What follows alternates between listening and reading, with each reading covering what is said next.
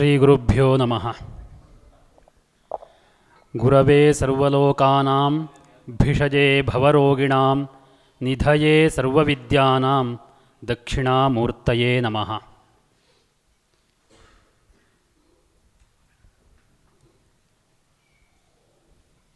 ಕ್ಷೇತ್ರದ ದೇವತೆಗಳ ಪಾದಾರವಿಂದಗಳಿಗೆ ವಂದಿಸಿ, ಪರಮಪೂಜ್ಯ ಜಗದ್ಗುರು ಶಂಕರಾಚಾರ್ಯ ಶ್ರೀಮದ್ ರಾಘವೇಶ್ವರ ಭಾರತಿ ಮಹಾಸ್ವಾಮಿಗಳವರ ದಿವ್ಯ ಚರಣಾರವಿಂದಗಳಿಗೆ ಅಭಿವಂದಿಸಿ, ಹಿರಿಯರಾದಂತಹ ಗುರುಗಳಾದಂತಹ ಇಂದಿನ ಉಪನ್ಯಾಸಕರಾದಂತಹ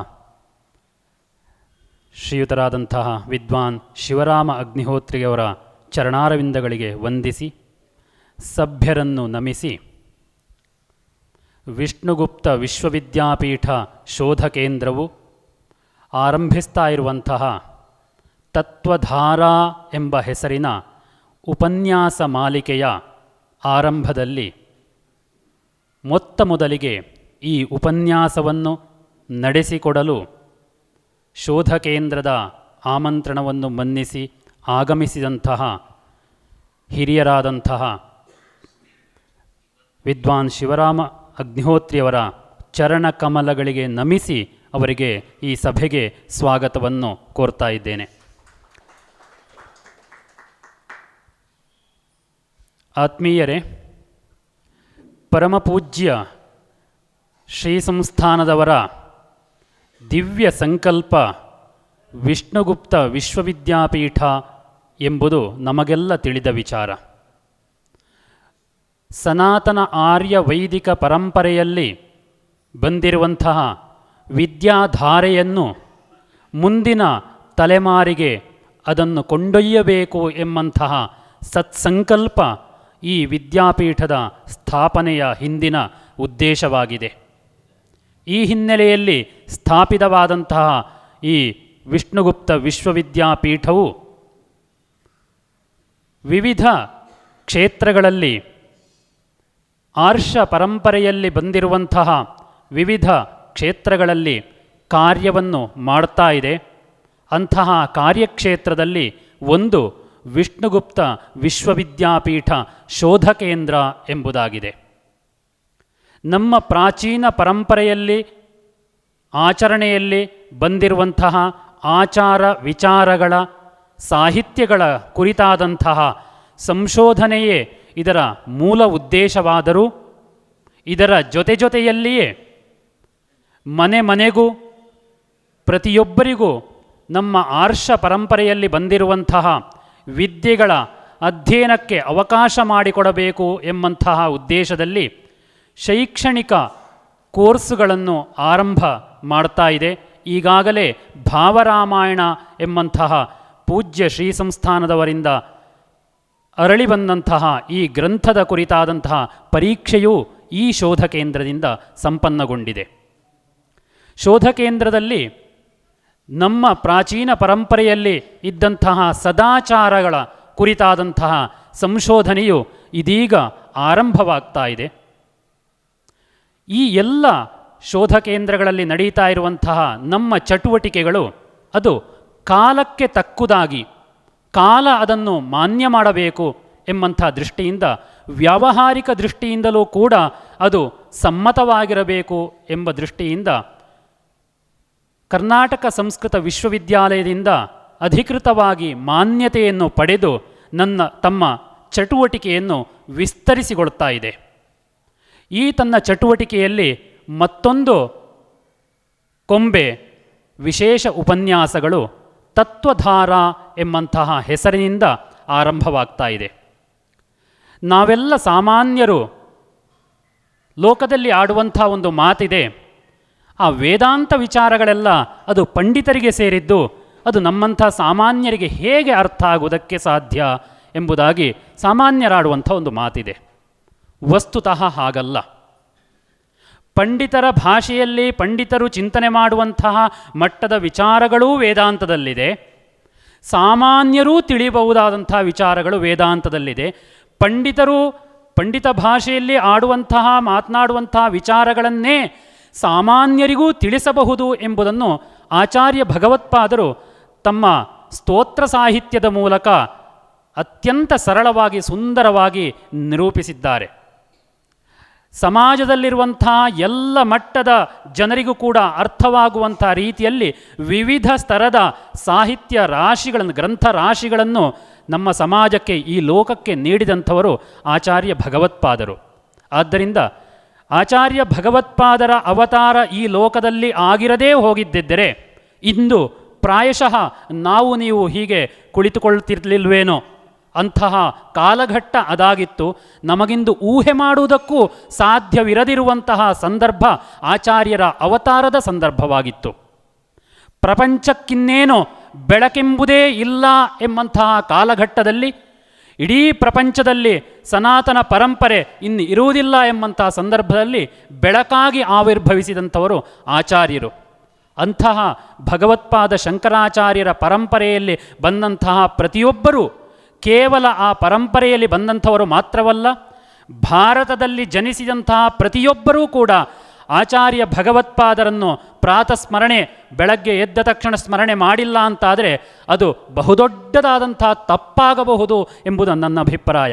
ಈ ಹಿನ್ನೆಲೆಯಲ್ಲಿ ವಿಷ್ಣುಗುಪ್ತ ವಿಶ್ವವಿದ್ಯಾಪೀಠವು ಆಚಾರ್ಯ ಭಗವತ್ಪಾದರ ತತ್ವಗಳು ಏನಿದೆ, ಆ ತತ್ವವನ್ನು ಧಾರೆಯ ರೂಪದಲ್ಲಿ ವಿದ್ವಾಂಸರ ಮೂಲಕ ಅತ್ಯಂತ ಸಾಮಾನ್ಯವಾದಂತಹ ಭಾಷೆಯಲ್ಲಿ, ಎಷ್ಟು ಕಠಿಣವಾದಂತಹ ವಿಚಾರವಿದ್ದರೂ ಕೂಡ ಅದನ್ನು ಹದಗೊಳಿಸಿ ಅದನ್ನು ಸಾಮಾನ್ಯ ಜನರಿಗೆ ಎಲುಕುವ ರೀತಿಯಲ್ಲಿ ಅದನ್ನು ನೀಡುವಂತಹ ಒಂದು ಕಾರ್ಯಕ್ರಮವನ್ನು ಆಯೋಜಿಸಬೇಕು ಎಂಬಂತಹ ಹಿನ್ನೆಲೆಯಲ್ಲಿ ಈ ತತ್ವಧಾರಾ ಪ್ರವಚನ ಮಾಲಿಕೆಯನ್ನು ಆರಂಭಿಸಿದೆ.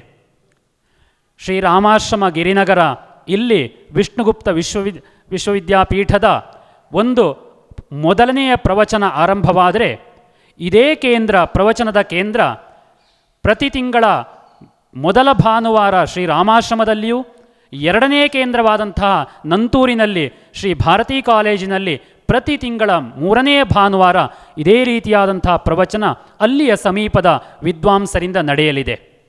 ಈ ರೀತಿಯಾಗಿ ಸಾಮಾನ್ಯ ಜನರಿಗೆ ಆಚಾರ್ಯ ಭಗವತ್ಪಾದರ ತತ್ವಗಳನ್ನು, ಸಿದ್ಧಾಂತಗಳನ್ನು ತಿಳಿಸಬೇಕು ಎಂಬಂತಹ ಹಿನ್ನೆಲೆಯಲ್ಲಿ ಈ ಪ್ರವಚನ ಮಾಲಿಕೆಯನ್ನು ಆರಂಭಿಸ್ತಾ ಇದ್ದೇವೆ.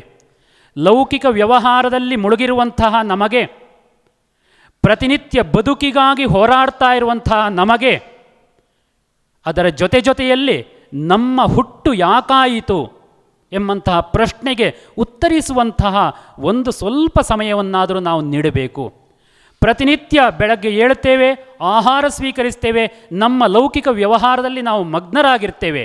ಆದರೆ ಅದರ ಜೊತೆಯಲ್ಲಿ ಈ ದೇಹ ಅಥವಾ ಈ ಆತ್ಮ ಏನಿದು, ನಾನು ಅಂದರೆ ಯಾರು, ನನ್ನ ಕೈ, ನನ್ನ ಕಣ್ಣು, ನನ್ನ ಕಿವಿ ಎಂಬುದಾಗಿ ನಾವು ಹೇಳ್ತಾ ಇರ್ತೇವೆ. ಹಾಗಿದ್ರೆ ನಾನು ಅಂದರೆ ಯಾರು ಇತ್ಯಾದಿ ಪ್ರಶ್ನೆಗಳನ್ನು ನಮ್ಮಲ್ಲಿ ಹುಟ್ಟಿಸಿ ಆ ಪ್ರಶ್ನೆಗಳಿಗೆ ಉತ್ತರವನ್ನು ಅತ್ಯಂತ ಸಮರ್ಥವಾಗಿ ನೀಡಿದಂತಹ ಆಚಾರ್ಯ ಭಗವತ್ಪಾದರ ಆ ತತ್ವ ರಾಶಿ ಏನಿದೆ ಅದನ್ನು ಧಾರೆಯ ರೂಪದಲ್ಲಿ ಅತ್ಯಂತ ಹಾಲು ಮತ್ತು ಜೇನನ್ನು ಜೊತೆಯಾಗಿ ಸೇರಿಸಿ ನೀಡಿದಾಗ ಎಷ್ಟು ಅದು ಸವಿರಬಹುದೋ ಆ ರೀತಿಯಲ್ಲಿ 10,000ಕ್ಕಿಂತಲೂ ಹೆಚ್ಚು ಪ್ರವಚನಗಳನ್ನು ಮಾಡಿ ಸಾಮಾನ್ಯ ಜನರಿಗೆ ತತ್ವಬೋಧವನ್ನು ಮಾಡಿದಂತಹ ಹಿರಿಯರಾದಂತಹ ವಿದ್ವಾನ್ ಶಿವರಾಮ ಅಗ್ನಿಹೋತ್ರಿಗಳು ಇಂದು ಈ ಪ್ರವಚನ ಮಾಲಿಕೆಯನ್ನು ಉದ್ಘಾಟಿಸಿ ಆಚಾರ್ಯ ಭಗವತ್ಪಾದರ ಕುರಿತಾಗಿ ನಮಗೆ ಮಾಹಿತಿಯನ್ನು ನೀಡಲಿದ್ದಾರೆ.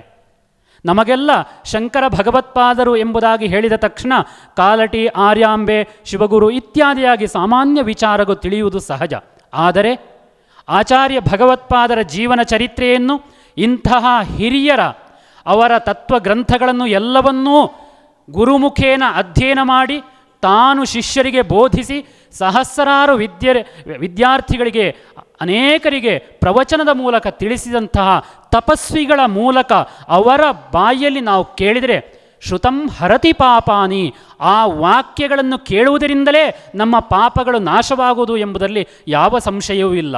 ಈ ಹಿನ್ನೆಲೆಯಲ್ಲಿ ವಿಷ್ಣುಗುಪ್ತ ವಿಶ್ವವಿದ್ಯಾಪೀಠ ಶೋಧ ಕೇಂದ್ರವು ಆರಂಭಿಸಿರುವಂತಹ ಈ ತತ್ವಧಾರ ಪ್ರವಚನ ಮಾಲಿಕೆಯಲ್ಲಿ ಪ್ರತಿ ತಿಂಗಳ ಮೊದಲ ಭಾನುವಾರ ನಡೀತಾ ಇರುವಂಥ ಈ ಪ್ರವಚನ ಮಾಲಿಕೆಗೆ ತಾವೆಲ್ಲರೂ ಮುಂದಿನ ಪ್ರತಿ ತಿಂಗಳು 12 ತಿಂಗಳುಗಳ ಕಾಲ ನಡೀತಾ ಇರುವಂಥ ಈ ಪ್ರವಚನ ಮಾಲಿಕೆಗೆ ತಾವು ಬರುವುದರ ಜೊತೆಗೆ ತಮ್ಮ ಬಂಧು ಮಿತ್ರರೊಡಗೂಡಿ ಬರಬೇಕು ಎಂಬುದಾಗಿ ಕೇಳಿಕೊಳ್ಳುತ್ತಾ ಇಂದಿನ ಈ ಪ್ರವಚನವನ್ನು ಆಚಾರ್ಯ ಭಗವತ್ಪಾದರು ಎಂಬಂಥ ವಿಚಾರದಲ್ಲಿ ಅತ್ಯಂತ ಮನೋಜ್ಞವಾಗಿ, ಅಷ್ಟು ಮಾತ್ರವಲ್ಲ, ವಿಶೇಷವಾಗಿ ಒಂದು ಮಾತನ್ನು ಹೇಳುವುದಿದ್ದರೆ ಅತ್ಯಂತ ಭಾವುಕರಾಗಿ ತಮ್ಮ ಉಪನ್ಯಾಸವನ್ನು ಅನುಭವಿಸಿ ಆ ಸಂದರ್ಭದಲ್ಲಿ ಆನಂದ ಬಾಷ್ಪದೊಂದಿಗೆ ನಮ್ಮ ಮುಂದೆ ಆ ನುಡಿಗಳನ್ನು ನೀಡುವಂತಹ ಅತ್ಯಂತ ಅಪರೂಪದ ವಿದ್ವಾಂಸರು ಶಿವರಾಮ ಅಗ್ನಿಹೋತ್ರಿಗಳು. ನಾನು ನನ್ನ ಅತ್ಯಂತ ಬಾಲ್ಯಾವಸ್ಥೆಯಲ್ಲಿ ಸಂಸ್ಕೃತದ ಅಕ್ಷರಗಳನ್ನು ಕಲಿತಾ ಇರುವಂಥ ಸಂದರ್ಭದಲ್ಲಿ ಅವರ ಸನ್ನಿಧಿಯಲ್ಲಿ ಕುಳಿತು ನಾನು ಅಧ್ಯಯನ ಮಾಡಿದಂತಹ ವಿದ್ಯಾರ್ಥಿ. ನಾನು ಅತ್ಯಂತ ಬಾಲ್ಯಾವಸ್ಥೆಯಿಂದ ಬಲ್ಲವನು ನಾನು ಇವರನ್ನು. ನಮ್ಮವರೇ ಆದಂತಹ ಕಡದೋಕ ಮೂಲದ ಬೆಂಗಳೂರಿನ ನಿವಾಸಿಗಳಾದಂತಹ ಪೂಜ್ಯರ ಚರಣಾರವಿಂದಗಳಿಗೆ ಮತ್ತೊಮ್ಮೆ ವಂದಿಸಿ ಅಭಿವಂದಿಸಿ ಈ ಸಭೆಗೆ ಮತ್ತೊಮ್ಮೆ ಸ್ವಾಗತಿಸಿ ಪೂಜ್ಯ ಶ್ರೀ ಸಂಸ್ಥಾನದವರ ಚರಣಕಮಲಗಳಿಗೆ ಮತ್ತೊಮ್ಮೆ ನಮಿಸಿ ಈ ಸಭೆಯನ್ನು ಅವರಿಗೆ ತೆರವುಗೊಳಿಸ್ತಾ ಇದ್ದೇನೆ. ಹರೇ ರಾಮ.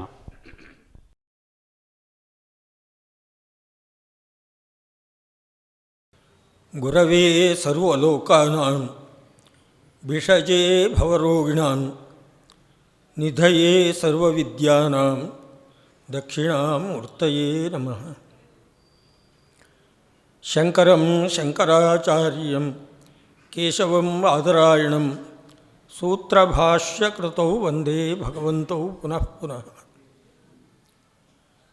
ಅಸಿತಗಿರಿಸಮೋ ಸ್ಯಾತ್ ಕಜ್ಜಲಂ ಸಿಂಧುಪಾತ್ರೇ ಸುರತರುವರಶಾಖಾಲೇಖನೀ ಪತ್ರಮುರ್ವಿ ಲಿಖತಿ ಯದಿ ಗೃಹೀತ್ವಾ ಶಾರದಾ ಸಾರ್ವಕಾಲಂ ತದಪಿ ತವ ಗುಣಾನಾಂ ಈಶಪಾರನ್ನ ಯಾತಿ. ರಾಮಾಯ ರಾಮಭದ್ರಾಯ ರಾಮಚಂದ್ರಾಯ ವೇಧಸೇ ರಘುನಾಥಾಯ ನಾಥಾಯ ಸೀತಾಯಾಃ ಪತಯೇ ನಮಃ.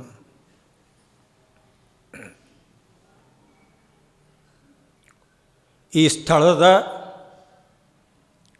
ಮಹಾಮಹಿಮ ದೇವತಾಸ್ವರೂಪಿಯಾದ ಶ್ರೀರಾಮನನ್ನು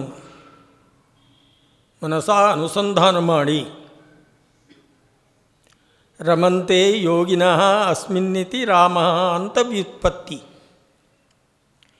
ಯೋಗಿಗಳ ಅಂತರಂಗದಲ್ಲಿ ಅಭಿವ್ಯಕ್ತವಾಗುವ ಪರತತ್ವ ಅದು. ನಾನು ಸಹ ಯೋಗ ಮಾರ್ಗದ ಅನುಸಂಧಾನಕ್ಕೆ ಬೇಕಾದ ಈ ಶುದ್ಧ ಸ್ವರೂಪವನ್ನು ಅನುಸಂಧಾನ ಮಾಡಿ ನನ್ನ ಆರಾಧ್ಯ ಗುರುವಾದ ಜೀವನಕ್ಕೆ ಜ್ಯೋತಿಯಾದ ಶಂಕರರನ್ನು ಅವರ ಪ್ರತಿಕೃತಿಯಾದ ನಮ್ಮ ಇಂದಿನ ನಮ್ಮ ಹವ್ಯಕ ಸಮಾಜದ ಪರಮಪೂಜ್ಯ ಸದ್ಗುರುವಾದಂತಹ ಈಗಿನ ಸದ್ಗುರುಗಳನ್ನು ನಮಿಸಿ ಶಂಕರರ ಬಗ್ಗೆ ಹೇಳೋದು ಅಂತಂದರೆ ಅದು ಅನುಭವಿಸುವಂಥದ್ದು, ಹೇಳೋದಲ್ಲ. ಶಂಕರರು ಕ್ರಿಸ್ತಿ ಶಕ 788ನೇ ಇಸ್ವಿ. ಕೆಲವರು ಹೇಳ್ತಾರೆ ವಿಕ್ರಮ ಶಕೆ 14 ಈಶ್ವರ ಸಂವತ್ಸರ ವೈಶಾಖ ಶುದ್ಧ ಪಂಚಮಿ ಆರಿದ್ರ ನಕ್ಷತ್ರ ಮಿಥುನ ಲಗ್ನ. ಈ ಕಾಲದಲ್ಲಿ ಕೇರಳದ ಕಾಲಟಿ ಎನ್ನುವಂತಹ ಒಂದು ಊರು, ಆ ಊರಿನ ಪಕ್ಕದಲ್ಲೇ ಪೂರ್ಣಾ ನದಿ ತುಂಬಿ ಹರಿತಾ ಇದೆ. ಕೇರಳದ ಒಂದು ಕೌಟುಂಬಿಕ ಬದುಕು ಹೇಗಿತ್ತು ಅಂದರೆ, ಒಂದು ದೊಡ್ಡದಾದಂಥ ಒಂದು ತೋಟದಲ್ಲಿ ಒಂದು ಮನೆ, ಅಲ್ಲಿಯೇ ಅವರ ಎಲ್ಲ ಇಡೀ ಜೀವನದ ಕ್ರಮ. ಒಂದು ನಂಬೂದಿರಿ ಬ್ರಾಹ್ಮಣರ ಕುಟುಂಬ. ವಿದ್ಯಾಧಿರಾಜ ಅಂತ ತಾತ, ಅವರ ಮಗ ಶಿವಗುರು, ಅವರ ಹೆಂಡತಿ ಆರ್ಯಾಂಬ. ಅನೇಕ ವರ್ಷಗಳ ಕಾಲ ಸಂತತಿ ಇಲ್ಲದ ಆ ದಂಪತಿಗಳು ಪ್ರತಿನಿತ್ಯ ಸಮೀಪದಲ್ಲಿರುವ ಈಶ್ವರನ ಗುಡಿಯಲ್ಲಿ ಸಂತತಿಗಾಗಿ ತಮ್ಮನ್ನು ತಾವು ಸಮರ್ಪಿಸಿಕೊಂಡು ಅನುಸಂಧಾನದ ಮೂಲಕ ಈಶ್ವರನ ಪ್ರತಿರೂಪವನ್ನೇ ಬಯಸಿ ಪೂಜಿಸ್ತಾ ಇದ್ರಂತೆ. ಅದರಿಂದ ಬಂದಂತಹ ಆ ಪೂಜೆಯ ಫಲವಾಗಿ ಭಗವತ್ಪಾದರ ಜನ್ಮ.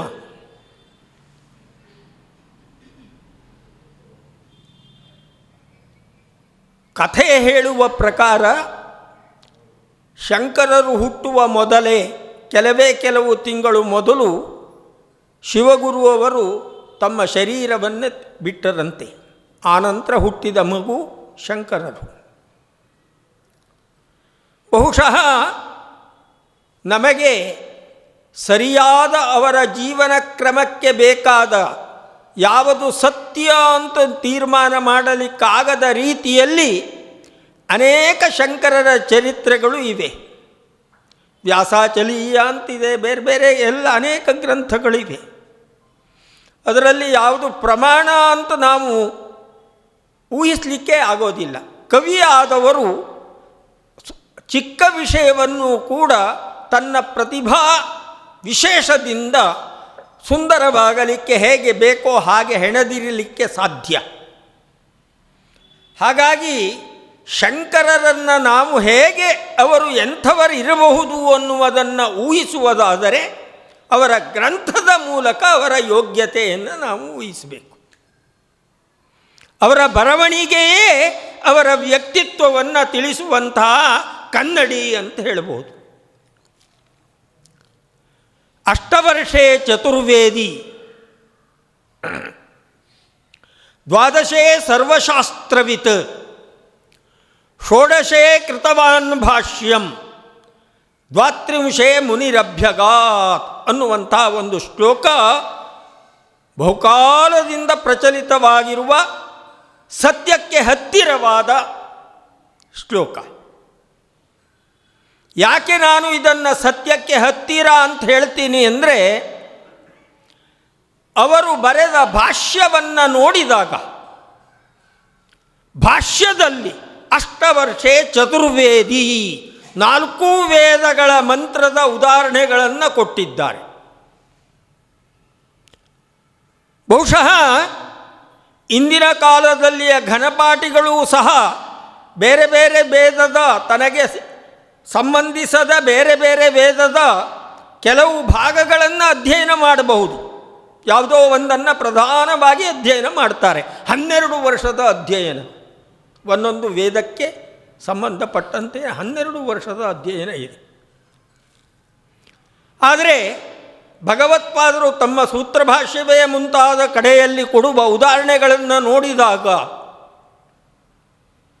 ಬಹುಶಃ ಆಗಿರಲೇಬೇಕು, ಚತುರ್ವೇದಿ ಆಗಿರಲೇಬೇಕು.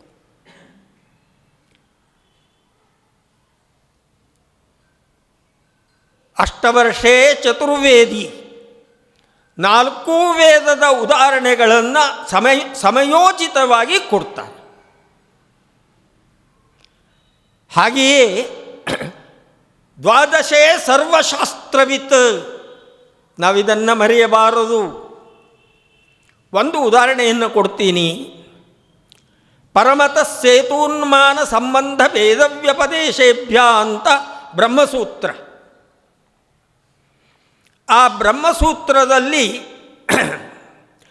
ಸೇತುನ್ ತೀರ್ತ್ವಾ ಅನ್ನುವಂಥ ವೇದವಾಕ್ಯದ ಅರ್ಥವನ್ನು ವಿವರಣೆಯನ್ನು ವಿವರಿಸುವ ಸಮಯದಲ್ಲಿ ಘಟನೆ ಹೀಗೆ ಬರುತ್ತೆ. ಸಂಸಾರ ಎನ್ನುವ ಸಂಸಾರವೆಂಬ ಸಮುದ್ರಕ್ಕೆ ಇರುವ ಸೇತುವೆಯನ್ನು ದಾಟಿದರೆ ಬ್ರಹ್ಮ ಸಿಗುತ್ತಾನೆ ಅನ್ನುವ ಭಾವ ಬರುವಂಥ ವಾಕ್ಯದ ತುಣುಕಿನ ವಿವರಣೆಯನ್ನು ಕೊಡುವಾಗ ಪೂರ್ವ ಪಕ್ಷ ಹೀಗೆ ಬರುತ್ತೆ. ಸೇತುವೆಯನ್ನು ದಾಟ್ತಾನೆ ಅಂತಂದರೆ ಇನ್ನೊಂದು ಇರಬೇಕಲ್ವಾ?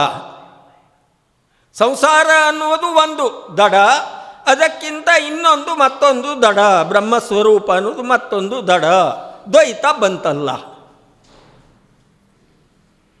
ಭಗವತ್ಪಾದರು ಉದಾಹರಣೆ ಕೊಡ್ತಾರೆ. ವ್ಯಾಕರಣಂತೀರ್ಣ,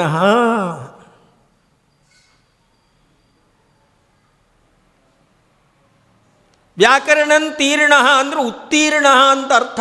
ಸಮಗ್ರ ವ್ಯಾಕರಣವನ್ನು ತನ್ನದನ್ನಾಗಿ ಮಾಡಿಕೊಂಡವನು ಅಂತ ಅರ್ಥವೇ ವಿನಾ ವ್ಯಾಕರಣ ಎಲ್ಲ ಓದಿಕೊಂಡು ಮರ್ತವನು ಅನ್ನುವ ಅರ್ಥ ಅಲ್ಲಪ್ಪ.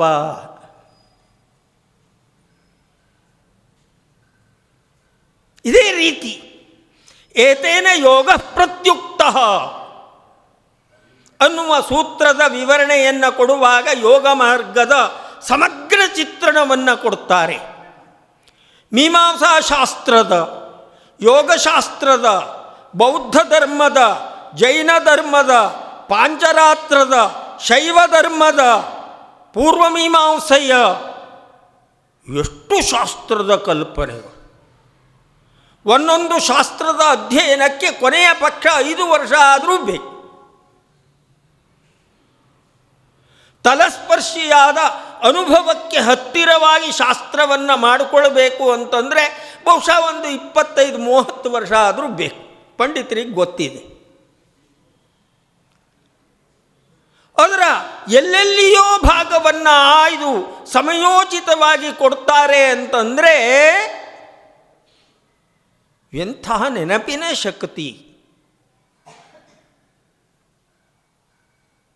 ಅದು ಸಮಯೋಚಿತವಾಗಿ ವ್ಯಾಸಸೂತ್ರಕ್ಕೆ ಅಪಚಾರವಾಗದ ರೀತಿಯಲ್ಲಿ ಕೊಡುವಿಕೆ.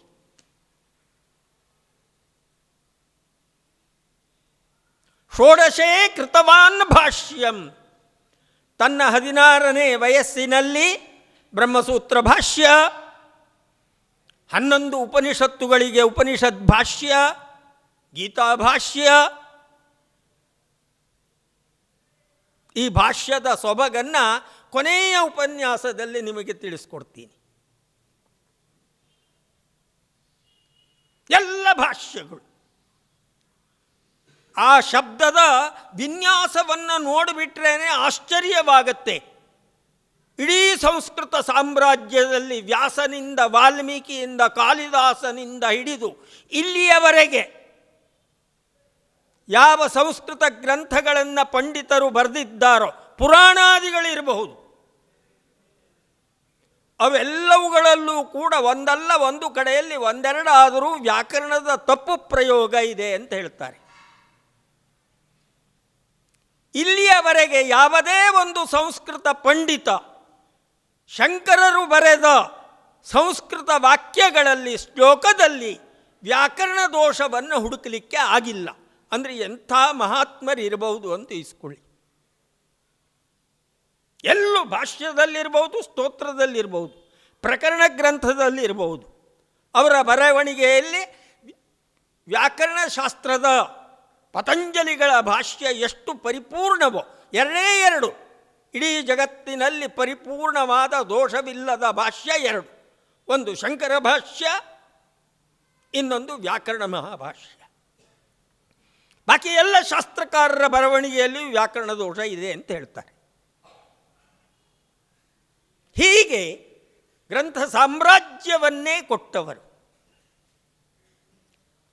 ಅದರ ಜೊತೆಯಲ್ಲಿ ಬಾಲಕರಿಗಾಗಿ ಗೀತಾಭಾಷ್ಯ,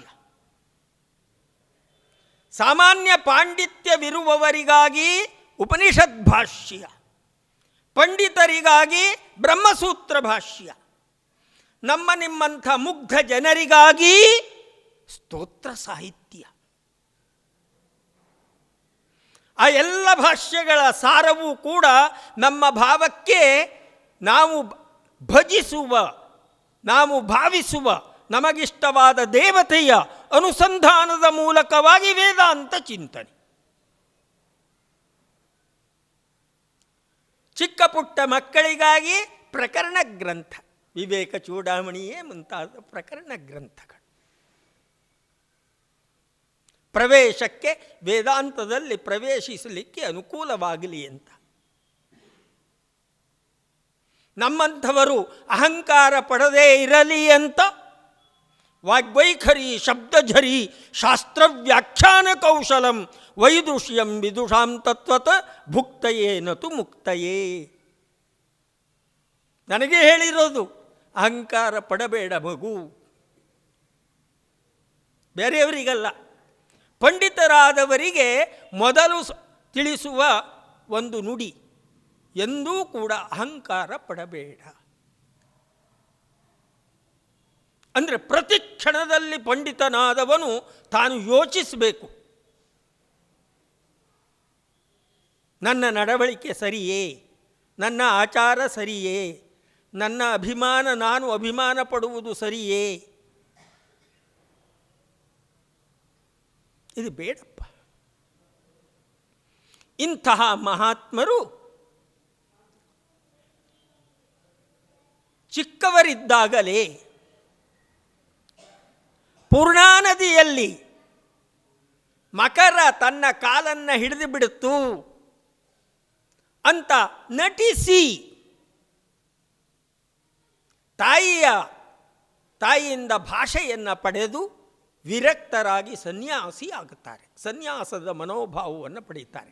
ನೋಡಿ, ಮಕರ ಅಂಥದ್ದೊಂದು ಕಥೆ ಇದೆಯಲ್ಲ, ಆ ಕಥೆ ಸತ್ಯವೋ ಸುಳ್ಳೋ ಗೊತ್ತಿಲ್ಲ, ಆದರೆ ಮಮಕಾರ, ಸಂಸಾರ ಎಂಬ ಪೂರ್ಣಾ ನದಿ, ಅದರಲ್ಲಿ ಮಮಕಾರ ಹೊಂದಿದಂಥ ನಾನು ಆ ಮಮಕಾರವನ್ನು ಬಿಡಲಿಕ್ಕೆ ಅನುಕೂಲ ಮಾಡುವಂಥ ತಾಯಿಯಲ್ಲಿ ಪ್ರಾರ್ಥಿಸಿದ್ರು ಅಂತ ಬೇಕಾದರೂ ಅರ್ಥ ಮಾಡ್ಕೋಬೋದು. ಮಮಕಾರದಿಂದ ಹೊರಗೆ ಬರಬೇಕು ಅಂತ. ಸನ್ಯಾಸದ ಭಾವವನ್ನು ಹೊಂದಿದವರು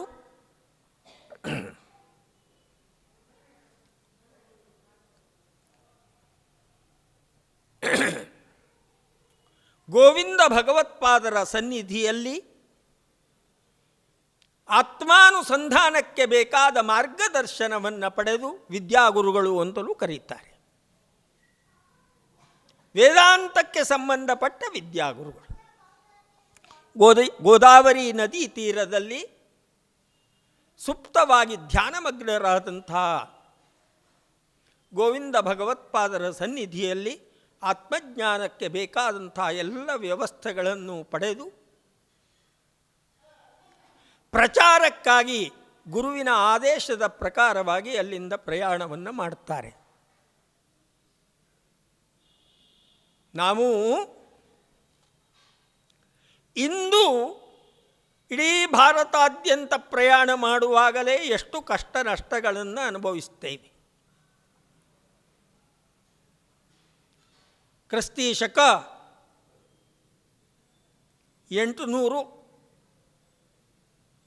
ಅಥವಾ 810ನೇ ಇಸ್ವಿಯ ಸಮಯದಲ್ಲಿ ಭಾರತ ಹೇಗಿರಬಹುದು ಅಂತ ಸ್ವಲ್ಪ ಕಲ್ಪನೆಯನ್ನು ಮಾಡಿಕೊಂಡರೂ ಸಹ 190 ಭಾಗ ಕಾಡು. ಆದರೆ ಆ ಕಾಲದಲ್ಲಿಯೇ ಜನರ ಮನೋಭಾವ ಹೇಗಿತ್ತು ಅನ್ನುವುದನ್ನು ನಾವು ಸ್ವಲ್ಪ ಯೋಚಿಸಬೇಕು. ಒಂದೆಡೆಗೆ ಶೈವರು, ಶಿವನೇ ಸರ್ವೋತ್ತಮ ಅನ್ನುವಂಥ ಭಾವದವರು, ಅವನ ಬಿಟ್ಟರೆ ಬೇರೆ ದೇವರಿಲ್ಲ.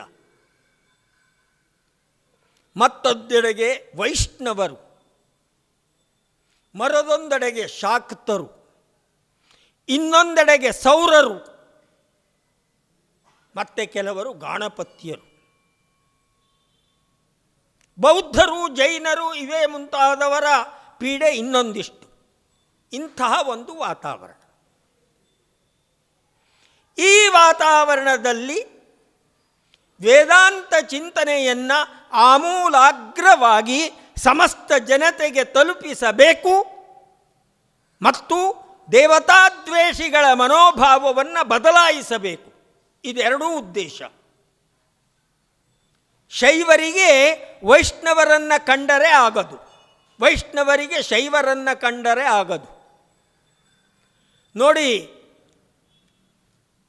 ಹರಿವಾಣ ಅಂತ ಒಂದು ಶಬ್ದ.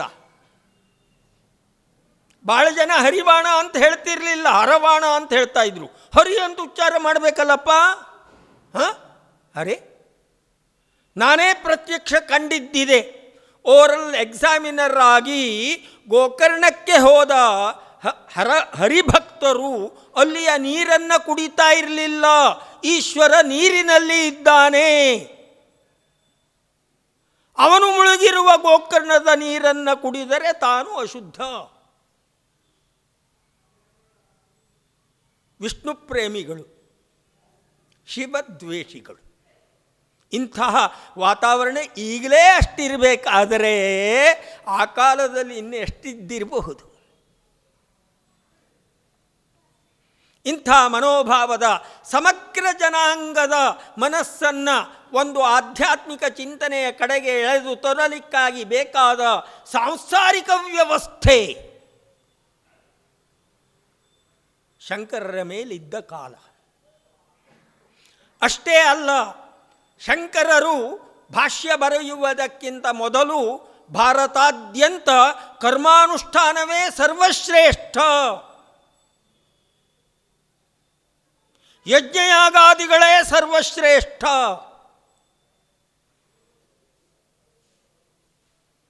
ಅಪಾಮ ಸೋಮ ಅಮೃತ ಭೂಮ.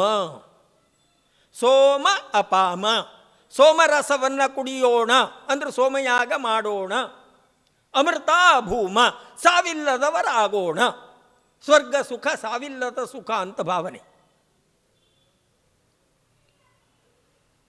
ವೇದವೇ ಹೇಳ್ತಾ ಇದ್ದೀರಿ. ಹಾಗಾಗಿ ಯಜ್ಞವನ್ನು ಬಿಟ್ಟರೆ ಇನ್ನೊಂದು ಇಲ್ಲ. ಶಂಕರರು ಅದಕ್ಕೆ ಉತ್ತರವನ್ನು ಕಂಡು ಹಿಡಿದ್ರು, ಕೊಟ್ಟರು. ಕ್ಷೀಣೆ ಪುಣ್ಯೇ ಮರ್ತ್ಯಲೋಕಂ ವಿಶಂತಿ. ನೀನು ಸ್ವರ್ಗಕ್ಕೆ ಹೋದರೂ ಕೂಡ ಕ್ರಮೇಣ ಮತ್ತೆ ಪುನಃ ಇಲ್ಲೇ ಬರಬೇಕು, ಮತ್ತು ಕರ್ಮವನ್ನು ಮಾಡಬೇಕು. ಹಾಸ್ಯಕ್ಕಾಗಿ ಹೇಳುವುದಾದರೆ ಸ್ವರ್ಗಕ್ಕೆ ಹೋದರೆ ನೋಡಿ, ನಮ್ಮದೇ ಒಂದು ಅವಸ್ಥೆಯನ್ನು ಇಟ್ಕೊಳ್ಳೋಣ. ಅಲ್ಲಿ ರಂಬೆ, ಊರ್ವಶಿ, ತಿಲೋತ್ತಮೆ ಯಾರೂ ನಮ್ಮ ಜೊತೆಗೆ ಓಡಾಡೋದಿಲ್ಲ. ಅದು ಅಲ್ಲಿದ್ದ ದೇವತೆಗಳಿಗೆ ಮೀಸಲು. ನಾವೇನೋ ಪುಣ್ಯ ಮಾಡ್ಕೊಂಡು ಹೋಗ್ತೀವಿ. ಅದು ಬೇಡ. ನೋಡ್ರಿ ಎಂಥ ದುರ್ದೆಸೆ ಅಂತ. ಮಲಗೋಣ ಅಂದ್ರೆ ಅಲ್ಲಿ ಮಲಗಲಿಕ್ಕೆ ಜಾಗ ಇಲ್ಲ, ಬೇರೆ ಆಕಾಶದಲ್ಲೇ ಓಡಾಡ್ಕೊಂಡು ಇರಬೇಕು. ನಿದ್ರೆ ಮಾಡುವಾಗಿಲ್ಲ ಅನಿಮಿಷರು, ಕಣ್ಣು ಮುಚ್ಚಲಿ ಇಲ್ಲ ಅನಿಮಿಷರು. ಅದೊಂದು ಸುಖನ.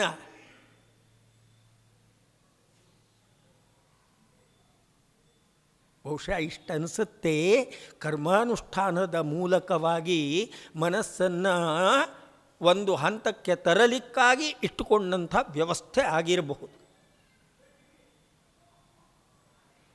ಕರ್ಮಾನುಷ್ಠಾನ ಮಾಡಬೇಕು, ಆದರೆ ಅದು ಹೇಗೆ? ಚಿತ್ತಸ್ಯ ಶುದ್ಧಯೇ ಕರ್ಮ ನತು ವಸ್ತು ಉಪಲಬ್ಧಯೇ. ಮನಸ್ಸನ್ನು ನಿರ್ಮಲಗೊಳಿಸಲಿಕ್ಕೋಸ್ಕರವಾಗಿ ಕರ್ಮಾನುಷ್ಠಾನ ಬೇಕು. ನೋಡಿ, ನಾವು ಒಂದು ಸತ್ಯನಾರಾಯಣ ವ್ರತ ಮಾಡ್ತೇವೆ, ಪುರೋಹಿತರಿಗೆ 5 ರೂಪಾಯಿ ಕೊಡ್ತೀವಿ, ಒಂದು ತೆಂಗಿನಕಾಯಿ ಲೋಟ, ಅದರ ಮೇಲೆ ಒಂದು ಬ್ಲೌಸ್ ಪೀಸು, ಒಂದಿಷ್ಟು ದೊಡ್ಡ ಪಂಚೆ ಪುರೋಹಿತರಿಗೆ ಕೊಡೋದು. ಆದರೆ ಸಂಕಲ್ಪ ಹೇಗೆ ಮಾಡಿಸ್ತೀವಿ ಗೊತ್ತಾ? ಸಂಕಲ್ಪದಲ್ಲಿ ಏನೇನು ಬರಬೇಕು? ನಾನು, ನನ್ನ ಮಗ, ಮೊಮ್ಮಗ, ಮರಿಮಗ, ಮುಂದೆ ಹುಟ್ಟುವವರು ಎಲ್ಲವರಿಗೂ ಕೂಡ ಧರ್ಮ ಅರ್ಥ ಕಾಮ ಮೋಕ್ಷ ಪುರುಷಾರ್ಥ ಫಲಸಿದ್ಧಾರ್ಥಂ. ಏನ್ರಿ ಇದು? ಅಂದರೆ ನಮ್ಮದು ಏನೇನು ಆಸೆ ಇದೆಯೋ ಆ ಎಲ್ಲ ಆಸೆಗಳನ್ನು ಕೂಡ 5 ರೂಪಾಯಿನಲ್ಲಿ ಆಗಿಬಿಡ್ಬೇಕು, ಪೂರ್ತಿ ಆಗಬೇಕು. ಆ ದೇವರು ಕೊಡಬೇಕು ನಮಗೆ. ಈ ರೀತಿಯ ಕರ್ಮಾನುಷ್ಠಾನಕ್ಕೆ ವಿರುದ್ಧವಾದದ್ದು ಇನ್ನೊಂದಿದೆ, ಪ್ರತಿಸ್ಪರ್ಧಿಯಾದದ್ದು ಇನ್ನೊಂದಿದೆ.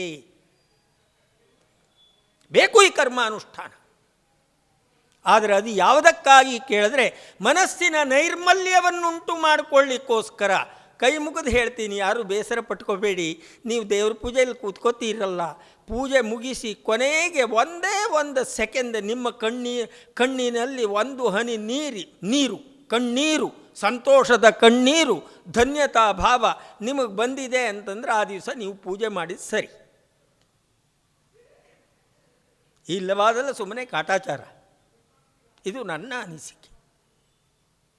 ನಾವಷ್ಟು ತನ್ಮಯವಾಗಬೇಕು. ಹಾಗೆ ಮಾಡಿದ್ರೆ ಮನಸ್ಸು ನಿರ್ಮಲ ಆಗಿದೆ ಅಂತ ಅರ್ಥ. ಮನಸ್ಸಿನ ಕಲ್ಮಶ ಅಷ್ಟೂ ಕೂಡ ಕಣ್ಣೀರಿನ ಮೂಲಕ ಹೊರಬಿದ್ದಿದೆ ಅಂತ ಅರ್ಥ.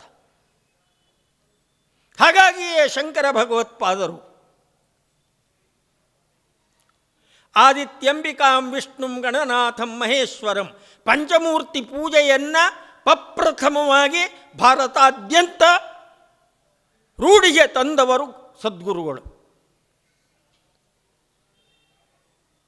ಅಲ್ರಿ, ಬೆಳಗ್ಗೆ ಎದ್ದು ಕಾಲು ಮುಖ ತೊಳೆದುಕೊಂಡು ಬಂದು ಒಮ್ಮೆ ಸೂರ್ಯನನ್ನು ನೋಡಿ ನಮಸ್ಕರಿಸಿದರೆ ಭಾಸ್ಕರಾಯ ನಮಃ ಅಂತ ಒಮ್ಮೆ ನೀವು ಮಾಡಿದ್ರೆ ಸಾಕು, ಆ ಇಡೀ ದಿವಸ ಆರೋಗ್ಯ ಕೆಡೋದಿಲ್ಲ. ದಿನ ಮಾಡ್ತಾ ಇದ್ದರೆ ಸಾಯುವವರೆಗೂ ಆರೋಗ್ಯ ಕೆಡೋದಿಲ್ಲ. ಅರೆ, ಆರೋಗ್ಯಂ ಭಾಸ್ಕರಾದಿಚ್ಛೇತ್. ನಾವು ಆರೋಗ್ಯವಂತರಾಗಿರಬೇಕು ಅಂತ ಆಸೆ ಇದೆಯೋ ಇಲ್ವೋ? ಸೂರ್ಯನ ಕಿರಣ ಒಂದೇ 5 ನಿಮಿಷ ನಿಮ್ಮ ಮೇಲೆ ಬಿದ್ದರೆ ಸೂರ್ಯ ಆರೋಗ್ಯ ಕೊಟ್ಟ ಅಂತ ಅರ್ಥ.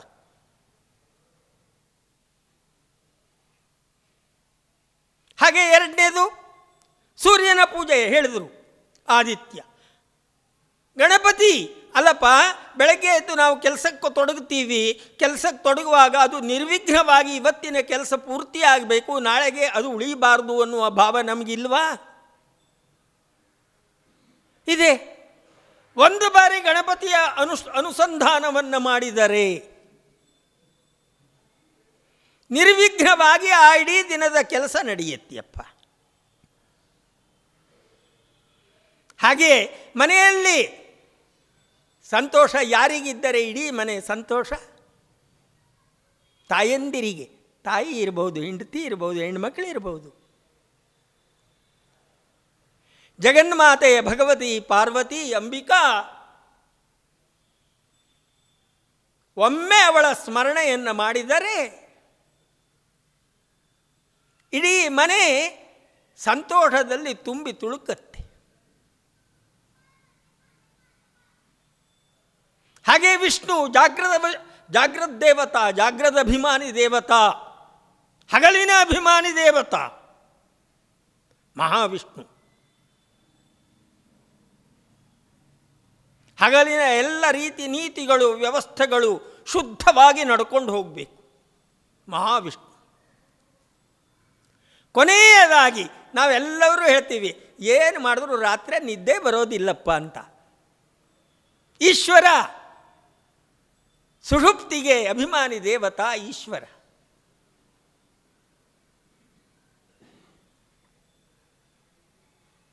ಈಶ್ವರ ಅನುಸಂಧಾನವನ್ನು ಮಾಡಿದರೆ ನಿಮ್ಮ ಜೀವನದಲ್ಲಿ ಅತ್ಯಂತ ಸಂತೋಷವಾಗಿ ಕಳೆಯುವ ಕಾಲ ಯಾವುದು ಅಂದರೆ ತನಿ ನಿದ್ರೆ. ಹಾಗಾಗಿಯೇ ಜಗನ್ಮಾತೆ ಭಗವತಿ ಪಾರ್ವತಿಯನ್ನು ಆನಂದ ಅಂತ ಕರೀತಾರೆ. ತನ್ನ ಸ್ವರೂಪವನ್ನು ಹೊರಹಾಕುವ ಕಾಲ. ಪರಶಿವ ನಿರ್ಲಿಪ್ತ.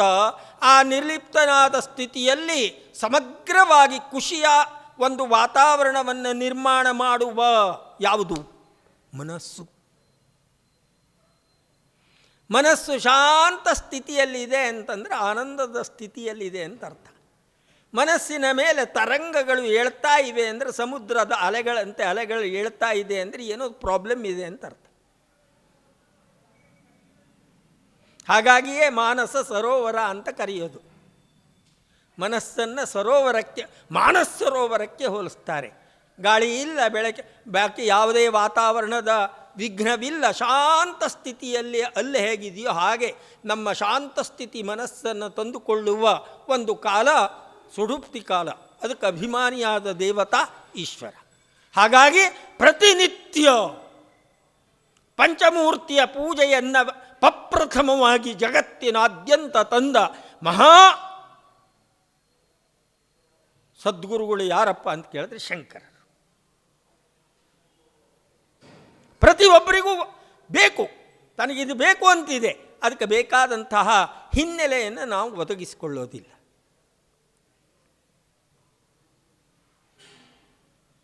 ಜಗತ್ತಿನಾದ್ಯಂತ ಪಂಚಮೂರ್ತಿಯ ಪೂಜೆಯನ್ನು ಕೊಟ್ಟವರು, ಮಾಡಿ ನೀವು ಇದನ್ನು ಅಂತ ತೋರಿಸ್ಕೊಟ್ಟವರು. ಯಾಕೆ ಇದು? ಚಿತ್ತಸ್ಯ ಶುದ್ಧಯೇ ಕರ್ಮ. ಮನಸ್ಸನ್ನು ಅರಳಿಸಿ ಮನಸ್ಸಿನಲ್ಲಿ ಯಾವುದೇ ರೀತಿಯಾದ ಗಲೀಜು ಉಂಟಾಗದ ರೀತಿಯಲ್ಲಿ ಮನಸ್ಸನ್ನು ನಾವು ಇಟ್ಕೊಂಡ್ವಿ ಅಂತಾದರೆ ಆಗ ಅದರಲ್ಲಿ ನೋಡಿ, ಅಲ್ಲಾಡ್ತಾ ಇದ್ದಂಥ ನೀರಿನ ತೊಟ್ಟಿಯಲ್ಲಿ ಮುಖ ಕಾಣೋದಿಲ್ಲ. ಶಾಂತವಾದ ನೀರಿನ ತೊಟ್ಟಿಯಲ್ಲಿ ನಮ್ಮ ಪ್ರತಿಬಿಂಬ ಕಾಣುತ್ತೆ. ಹಾಗೆ ಮನಸ್ಸೆಂಬ ಈ ನೀರಿನ ತೊಟ್ಟಿ ಶಾಂತ ಸ್ಥಿತಿಯಲ್ಲಿದೆ ಅಂತಂದರೆ ಸುಲಭವಾಗಿ ಒಳಗಿನ ಆತ್ಮಚೈತನ್ಯವನ್ನು ನಾವು ಅನುಭವಿಸಬಹುದು. ಇದನ್ನು ತೋರಿಸಿಕೊಟ್ಟವರು ಶಂಕರರು. 3 ಬಾರಿ ಕಾಶ್ಮೀರದಿಂದ ಕನ್ಯಾಕುಮಾರಿಯವರೆಗೆ ಕಾಲ್ನಡಿಗೆಯಲ್ಲಿ ಪ್ರಯಾಣವನ್ನು ಮಾಡಿ ಈ ಒಂದು ಆಧ್ಯಾತ್ಮಿಕ ಚಿಂತನೆಯನ್ನು ಬಿತ್ತರಿಸಿದವರು ಶಂಕರರು. ಕಾಶಿಯಲ್ಲಿ ಭಾಷ್ಯವನ್ನು ಬರೀತಾರೆ ಅಂತ ಹೇಳ್ತಾರೆ. ಎಲ್ಲ ಕಥಾಭಾಗಗಳು, ಸತ್ಯ ಯಾವುದೊಳು ಗೊತ್ತಿಲ್ಲ. ಎಲ್ಲರ ಹಿತದೃಷ್ಟಿಯಿಂದ ಯಾವ್ಯಾವುದು ಬೇಕೋ ಆಧ್ಯಾತ್ಮಿಕ ಚಿಂತನೆಗೆ ಪ್ರತಿ ವ್ಯಕ್ತಿಯನ್ನು ಕರೆದೊಯ್ಯಲಿಕ್ಕೆ ಬೇಕಾದ ರೀತಿಯ ಮಾರ್ಗವನ್ನು ಹುಡುಕಿ ತೋರಿಸಿಕೊಟ್ಟರು. ಅಷ್ಟೇ ಅಲ್ಲ,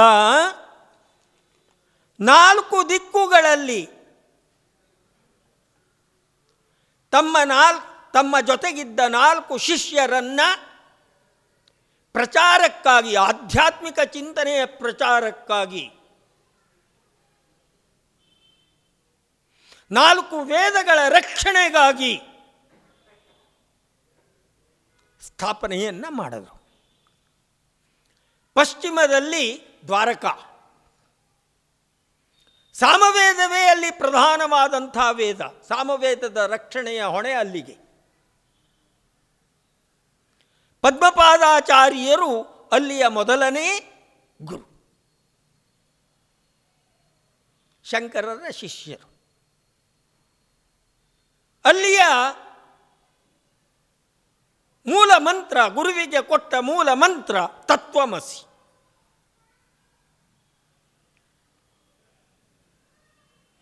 ಸಾಮವೇದದಲ್ಲಿ ಬರುವಂಥದ್ದು ತತ್ವಮಸಿ ಅಂತ.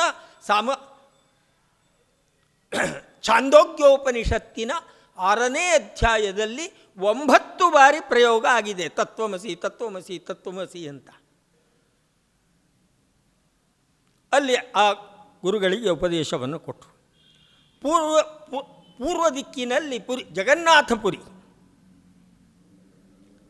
ಶುಕ್ಲ ಯಜುರ್ವೇದ ಅಂತಲೂ ಹೇಳ್ತಾರೆ, ಋಗ್ವೇದ ಅಂತಲೂ ಹೇಳ್ತಾರೆ. ಅಲ್ಲಿ ಹಸ್ತಾಮಲಕ ಎನ್ನುವಂತಹ ಶಿಷ್ಯನನ್ನು ಸನ್ಯಾಸ ದೀಕ್ಷೆ ಕೊಟ್ಟು ನೇಮಿಸಿ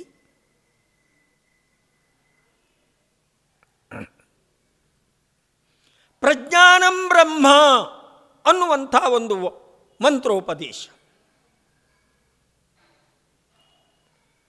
ಅದು ಅಲ್ಲಿಯ ಗುರುವಿಗೆ ಉಪದೇಶ ಮಾಡಿದ ಮೂಲ ಮಂತ್ರ.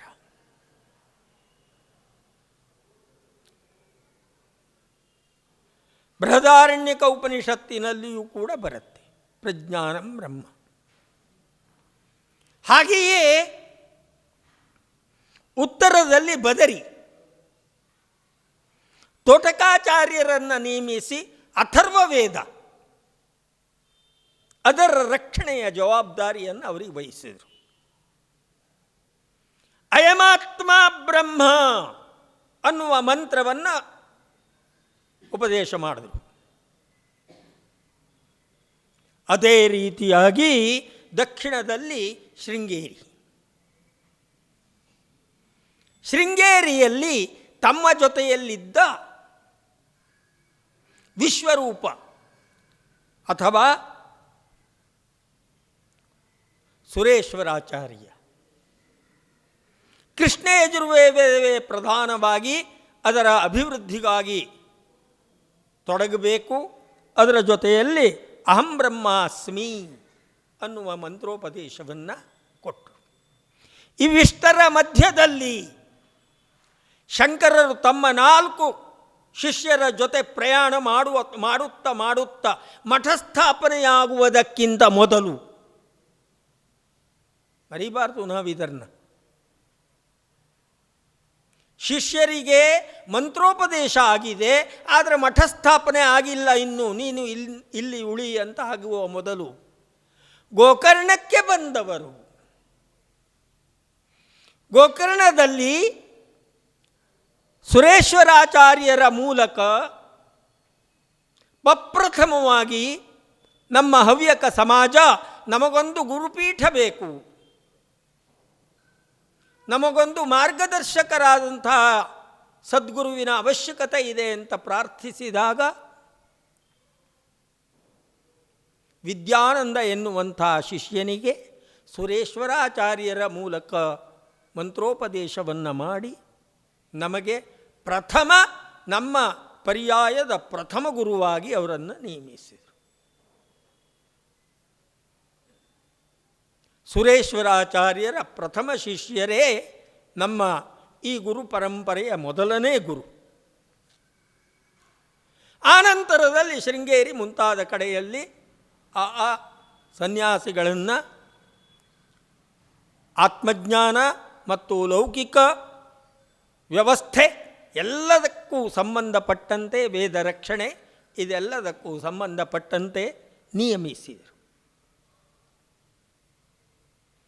ಹಾಗಿದ್ದರೆ ಭಗವತ್ಪಾದರ ನಮ್ಮ ನಿಮ್ಮಂಥ ಸಾಮಾನ್ಯ ಜನರಿಗೆ ಕೊಡುಗೆ ಏನು? ನಾವಿದನ್ನು ಸ್ವಲ್ಪ ಯೋಚಿಸಬೇಕಾದ.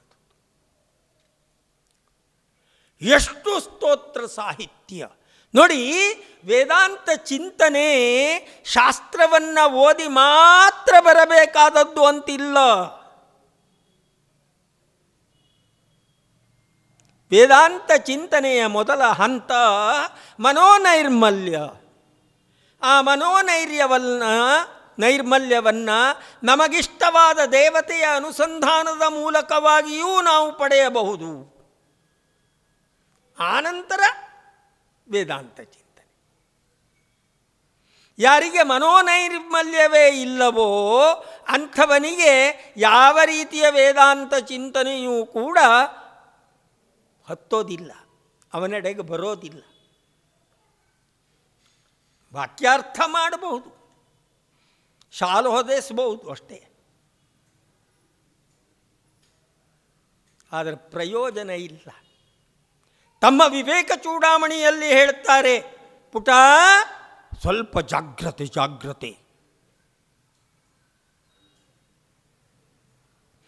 ದುರ್ಲಭಂ ತ್ರಯಮೇವೈತತ್ ದೈವಾನುಗ್ರಹ ಹೇತುಕಂ ಮನುಷ್ಯತ್ವಂ ಮುಮುಕ್ಷುತ್ವಂ ಮಹಾಪುರುಷ ಸಂಶ್ರಯ. ಈ ಮೂರು ಮನುಷ್ಯನಾಗಿ ಹುಟ್ಟಿದವನಿಗೆ ಅಷ್ಟು ಸುಲಭವಾಗಿ ದೊರಕೋದಿಲ್ಲ. ಆದರೂ ದೊರಕಿದೆ ಒಂದು, ಇನ್ನೆರಡನ್ನು ದೊರಕಿಸಿಕೊಳ್ಳಬೇಕು. ಮನುಷ್ಯತ್ವಂ,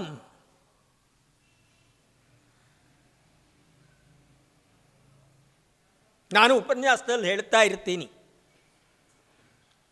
ನಮಗೆಲ್ಲರಿಗೂ ಕೂಡ ದತ್ತಾತ್ರೇಯನಂಥ ಗುರುವಿನ ಮನೋಭಾವದ ಮಗು ಬೇಕು ಅಂತ ಆಸೆ ಯಾರಿಗಿಲ್ಲ ಹೇಳಿ ನೋಡೋಣ? ಇದೆ. ಆದರೆ ತಂದೆಯಾದ ನಾನು ಅತ್ರಿಯಲ್ಲ, ತಾಯಿಯಾದ ಆಗುವ ನನ್ನ ಹೆಂಡತಿ ಅನಸೂಯ ಅಲ್ಲ. ಇಷ್ಟೇ ವ್ಯತ್ಯಾಸ. ನಾನು ಅತ್ರಿ ಯಾಕಲ್ಲ, ತ್ರಿ ಅಂದರೆ ಸತ್ವಗುಣ, ರಜೋಗುಣ, ತಮೋಗುಣ. ಅತ್ರಿ ಸತ್ವರಜಸ್ತಮ ಎನ್ನುವ ಮೂರೂ ಗುಣವಿಲ್ಲದ ಗಂಡನಾದರೆ ಹೆಣ್ಣಿಗೆ ಮಹಾವೈರಿ ಯಾವುದು ಕೇಳಿದ್ರೆ ಅಸೂಯೆ. ಅಸೂಯೆ ಇಲ್ಲದ ಹೆಣ್ಣು ಹೆಂಡತಿಯಾದರೆ ಅವರಿಬ್ಬರ ಸಂಬಂಧದಿಂದ ಹುಟ್ಟುವ ಮಗು ಗುರುವಾಗಬಲ್ಲ, ದತ್ತಾತ್ರೇಯನಾಗಬಲ್ಲ. ಹಾಗಾಗಿಯೇ ಭಗವತ್ಪಾದರು ಹೇಳ್ತಾರೆ, ಕೊಡುವ ಸಂತತಿ ಮುಂದಿನ ವೇದಾಂತ ಚಿಂತನೆಗೆ ಅನುಕೂಲವಾಗುವ ಮಗುವನ್ನು ನಾವು ಭೂಮಿಗೆ ಕೊಡಬೇಕು ಅಂದರೆ ತಂದೆ ತಾಯಿಯಾದವರು ನಾವು ಹೇಗಿರಬೇಕು ಅನ್ನೋದನ್ನು ನಾವೇ ಸ್ವಲ್ಪ ಯೋಚಿಸಬೇಕು. ಮನುಷ್ಯತ್ವಂ, ಮಹಾತ್ಮ ಭಾವವನ್ನು ಹೊಂದಬೇಕಾದ ಜೀವಾತ್ಮಗಳು ಹುಡುಕ್ತಾ ಇರ್ತಾವಂತೆ. ಯಾವ ತಂದೆ ತಾಯಿಗಳಲ್ಲಿ ತಾನು ಸೇರಿದರೆ ಮುಂದೆ ಈ ರೀತಿಯಾದ ತನ್ನ ಬದುಕು ದೊರಕೀತು ಅಂತ. ಅದಕ್ಕೆ ಬೇಕಾದ ತಂದೆ ತಾಯಿ ನಾವು ಆಗಬೇಕು.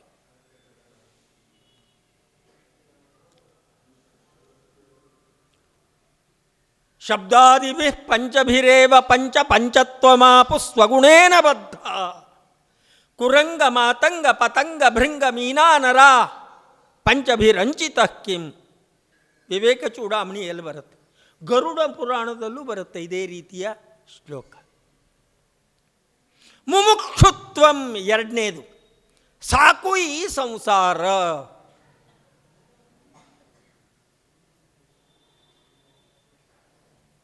ಯಾರು?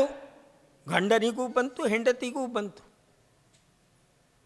ನೋಡಿ, ಸಂತೋಷದಲ್ಲಿ ಇದ್ದಾಗ ಸಂಸಾರಕ್ಕೆ ಅಂಟುಕೊಳ್ಳೋದೇ ಇದು ಇರೋದಿದೆಯಲ್ಲ, ಅದು ನಿಜವಾದ ವೈರಾಗ್ಯ. ಮರಿಬಾರ್ದು ನಾವು ಅದನ್ನ.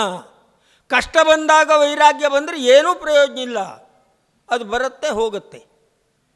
ಸಂತೋಷವಾಗಿದ್ದಾಗ ಉಂಡು ಉಪವಾಸಿ ಬಳಸಿ ಬ್ರಹ್ಮಚಾರಿ ಅಂತ ಜೈನರ ಗ್ರಂಥದಲ್ಲಿ ಬರುತ್ತೆ.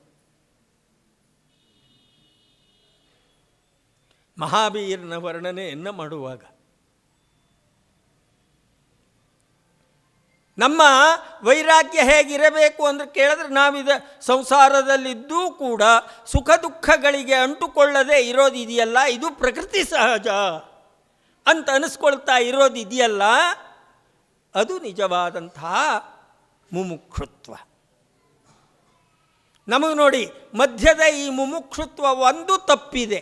ಮನುಷ್ಯ ಜನ್ಮವೂ ಬಂದಿದೆ, ಮಹಾಪುರುಷರ ಸಂಗಮವೂ ಇದೆ. ಮಹಾಪುರುಷರ ಸಂಗಮ ನಮ್ಮ ಗುರುಗಳಿದ್ದಾರಲ್ಲ ಅಶೋಕೆಯಲ್ಲಿ, ಅವರ ಸಂಗಮವೂ ಇದೆ. ಆದರೆ ಮಧ್ಯದ್ದು ಬಂದಿಲ್ಲ ನಮಗೆ. ಮನುಷ್ಯತ್ವ ದೈವಯೋಗದಿಂದ ಬಂದಿದೆ. ಜೀವನದಲ್ಲಿ ಸದ್ಗುರುವಿನ ಸಹವಾಸವೂ ಕೂಡ ನಮಗೆ ದೊರಕ್ತಾನೇ ಇರುತ್ತೆ. ಆದರೆ ಇವೆರಡರ ಮಧ್ಯದ ಕೊಂಡಿಯಾಗಿ ನಮ್ಮಲ್ಲಿರಬೇಕಾದ ಮುಮುಕ್ಷುತ್ವ, ನಾವು ಅದು ಎಷ್ಟು ಬೇಗ ದೊರಕಿಸ್ಕೋತೀವೋ ಅಷ್ಟು ನಮ್ಮ ಜೀವನ ಸಫಲವಾಗತ್ತೆ. ಸ್ವಲ್ಪ ಜಾಗ್ರತೆ, ಶಂಕರರು ಹೇಳ್ತಾರೆ, ಜಾಗ್ರತೆ. ಮುಮುಕ್ಷುತ್ವಕ್ಕೆ ಪ್ರತಿಬಂಧಕವಾದದ್ಯಾವುದು? ಶಬ್ದಾದಿಭಿ ಪಂಚಭಿರೇವ ಪಂಚ ಪಂಚತ್ವಮಾಪು ಸ್ವಗುಣೇನ ಬದ್ಧಾ ಕುರಂಗ ಮಾತಂಗ ಪತಂಗ ಭೃಂಗ ಮೀನಾನರ ಪಂಚಭಿರಂಚಿತ ಕಿಂ. ನೋಡಿ, ನಮಗೆ 5 ಇಂದ್ರಿಯಗಳು ಏಕಕ್ಷಣದಲ್ಲಿ ಸುಖವನ್ನು ಬಯಸ್ತವೆ. ಕಣ್ಣು, ಕಿವಿ, ಮೂಗು, ಚರ್ಮ ಎಲ್ಲ ಬಂತು. ಎಲ್ಲ ಇಂದ್ರಿಯಗಳು ಸುಖವನ್ನು ಬಯಸ್ತವೆ. ನೋಡಲಿಕ್ಕೂ ಚೆನ್ನಾಗಿರಬೇಕು, ಸುವಾಸನೆ ಬರಬೇಕು. ನೋಡಿ, ಒಂದು ಆಹಾರದ ಸಿಸ್ಟಮನ್ನು ನಿಮ್ಗೆ ಉದಾಹರಣೆ ಕೊಡ್ತೀನಿ. ನನಗೆ ಇಷ್ಟವಾದ ಕೇಸರಿ ಬಾತ್ ಎದುರುಗಡೆ ಇರಬೇಕು, ಪಕ್ಕದಲ್ಲಿ ಆ ಸುರಸುಂದರಿ ನನ್ನ ಹೆಂಡತಿ ಮೈಗೆ ತಾಗಿಸ್ಕೊಂಡು ತಿನ್ನಿರಿ ಅಂತ ಹೇಳ್ತಾ ಇರಬೇಕು. ತ್ವಗಿಂದ್ರಿಯಕ್ಕೆ ಸಂತೋಷ, ಇದು ರಸನೇಂದ್ರಿಯಕ್ಕೆ ಸಂತೋಷ. ಅರೆ ಏನು ಚೆನ್ನಾಗಿ ಕಾಣುತ್ತೆ ಅಂತ ಚಕ್ಷುರಿಂದ್ರಿಯಕ್ಕೆ ಸಂತೋಷ. ಅದರ ವಾಸನೆ ಬರ್ತಾ ಇದೆಯಲ್ಲ, ಸುವಾಸನೆ, ಕೇಸರಿಯ ವಾಸನೆ. ಘ್ರಾಣೇಂದ್ರಿಯಕ್ಕೆ ಸಂತೋಷ. ಏಕಕ್ಷಣದಲ್ಲಿ 5 ಇಂದ್ರಿಯಗಳಿಂದ ಸುಖವನ್ನು ಬಯಸ್ತೇವೆ. ಅದಕ್ಕೆ ಶಂಕರರು ಹೇಳ್ತಾರೆ, ಶಬ್ದಾದಿಭಿ ಪಂಚಭಿರೇವ ಪಂಚ ಪಂಚತ್ವಮಾಪು. ಪಂಚತ್ವಂ ಅಂದರೆ ಸಾವು. ಕುರಂಗ, ಜಿಂಕೆಯ ಮರಿಯನ್ನು ಕಾಡಿನಲ್ಲಿ ಹಿಡಿಯಬೇಕು ಅಂತ ಆದರೆ ನೀವು ಬೇಟೆ ಮಾಡಿ ಕೊಂದು ಹಿಡಿಯುವುದ್ರದ್ದು ನಿಮ್ಮದು ಏನು ದೊಡ್ಡ ಮಹತ್ವ ಅಲ್ಲ. ಹಾಗೆ ಜೀವಂತವಾಗಿ ಹಿಡಿಬಹುದಂತೆ, ಮತ್ತೇನು ಬೇಕಾಗಿಲ್ಲ. ವೀಣೆಯನ್ನೋ ಕೊಳಲನ್ನೋ ನುಡಿಸ್ತಾ ಇದ್ದು ಬಿಟ್ಟರೆ ಕಿವಿ ಹೀಗೆ ನಿಮರಿಸ್ಕೊಂಡು ಖುಷಿಯಾಗಿ ಆ ಧ್ವನಿಗೆ ಮರುಳಾಗಿ ನಿಂತು ಬಿಡತ್ತೆ ಅಂತ ಸಾವಕಾಶ ಹೋಗಿ ಕಿವಿಯನ್ನು ಹಿಡಿದು ತೆಗೆದುಕೊಂಬಂದು ಕಟಾಕ್ಬಿಡು. ಶ್ರವಣೇಂದ್ರಿಯದಿಂದ ಬಂಧನ. ಆನೆ ಎಂಥ ಮದ್ದಾನೆಯನ್ನಾದರೂ ಕೂಡ ಆನೆಗೆ ತ್ವಗಿಂದ್ರಿಯ ಬಹಳ ಇಂಪಾರ್ಟೆಂಟ್, ಮುಖ್ಯ. ಗಂಡಾನೆಯನ್ನು ಹಿಡಿಯಬೇಕು ಅಂದರೆ ಹೆಣ್ಣಾನೆಯನ್ನು ಹತ್ತಿರ ಬಿಟ್ಟರಾಯ್ತಂತೆ.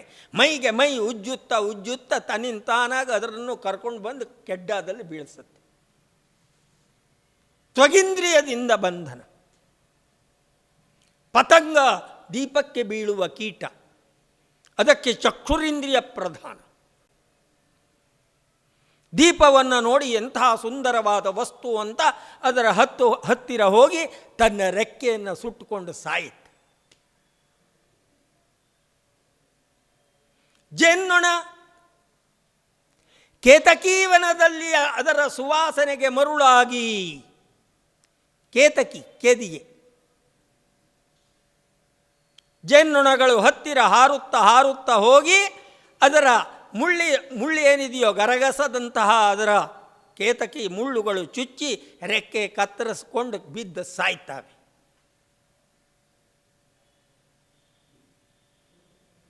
ಕೇತಕಿ ಮಟ್ಟಿಯ ಬುಡದಲ್ಲಿ ಬುಟ್ಟಿ ಜೇನ್ನೊಣಗಳ ಸತ್ತ ಜೇನ್ನೊಣಗಳನ್ನು ನೀವು ನೋಡ್ಬೋದು ಪ್ರತ್ಯಕ್ಷವಾಗಿ. ಹಾಗೆ ಅಂಬಿಗ ಮೀನವನ್ನು ಹಿಡಿಯಬೇಕು ಅಂತಾದರೆ ತನ್ನ ಗಾಳ ಅಂತ ಕರೀತಾರೆ, ಆ ಜಲ್ಲಿಗೆ ಒಂದು ದಾರ ಕಟ್ಟಿಕೊಂಡು ತುದಿಯಲ್ಲಿ ಒಂದು ಕಬ್ಬಿಣದ ಕೊಕ್ಕು, ಅದಕ್ಕೊಂದು ಮೀನು, ಇದು ಯಾವುದಾದ್ರೂ ಒಂದು ಮಾಂಸದ ತುಣುಕು, ಅದನ್ನು ಬಿಟ್ಟರೆ ರಸನೇಂದ್ರಿಯಕ್ಕೆ ಮರುಳಾದ ಮೀನ ಬಾಯಿ ಹಾಕತ್ತೆ, ಗಂಟ್ಲಿಗೆ ಸಿಕ್ಕಾಕೊಳ್ಳುತ್ತೆ, ತಾನು ಸಾಯುತ್ತೆ. ನೋಡಿ, ಒಂದೊಂದೇ ಇಂದ್ರಿಯ ಪ್ರಧಾನ. ಜಿಂಕೆ, ಆನೆ, ಪತಂಗ, ಜೇನ್ನೊಣ, ಮೀನ ಒಂದೊಂದೇ ಇಂದ್ರಿಯ ಪ್ರಧಾನ.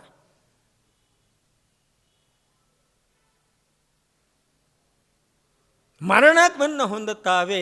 5 ಇಂದ್ರಿಯದಿಂದ ಏಕಕ್ಷಣದಲ್ಲಿ ಸುಖವನ್ನು ಪಡಬೇಕು ಅಂತ ಆಸೆ ಹೊಂದುವ ಇಂದೂ ಸಹ ನೋಡಿ, ನಾವು ಎಂಥವ್ರು ಇದ್ದೇವೆ ಅನ್ನೋದಕ್ಕೆ ನನ್ನನ್ನೇ ಉದಾಹರಣೆ ಕೊಟ್ಕೋತೀನಿ. ಕನ್ನಡಿ ಹತ್ರ ಹೋಗಿ ನಿಂತ್ಕೊಂಡ್ರೆ ಇನ್ನೂ ಕೂಡ ನಾನು ಒಳ್ಳೆ 16 ವರ್ಷದ ಹುಡುಗನೋ ಯುವಕನೋ ಅಂತಲೇ ಅನಿಸ್ಕೋತೀನಿ. ಆ ಸ್ಟೈಲು, ಆ ಕಡೆ ಈ ಕಡೆ ತಿರುಗೋದು ಎಲ್ಲ ನಮಗೆ ಹಲ್ಲು ಬಿದ್ದಿದೆ ಅಂತ ಅನಿಸೋಲ್ಲ, ಕೂದಲು ಹಣ್ಣಾಗಿದೆ ಅಂತ ಅನಿಸೋಲ್ಲ, ಮೈ ಸುಕ್ಕುಗೊಟ್ಟಿದೆ ಅಂತ ಅನಿಸೋಲ್ಲ, ನಾನಿನ್ನೂ ಸಮರ್ಥ. ನೋಡಿ ಎಂಥ ಒಂದು ಫೀಲಿಂಗ್ಸ್ ಅಂತ.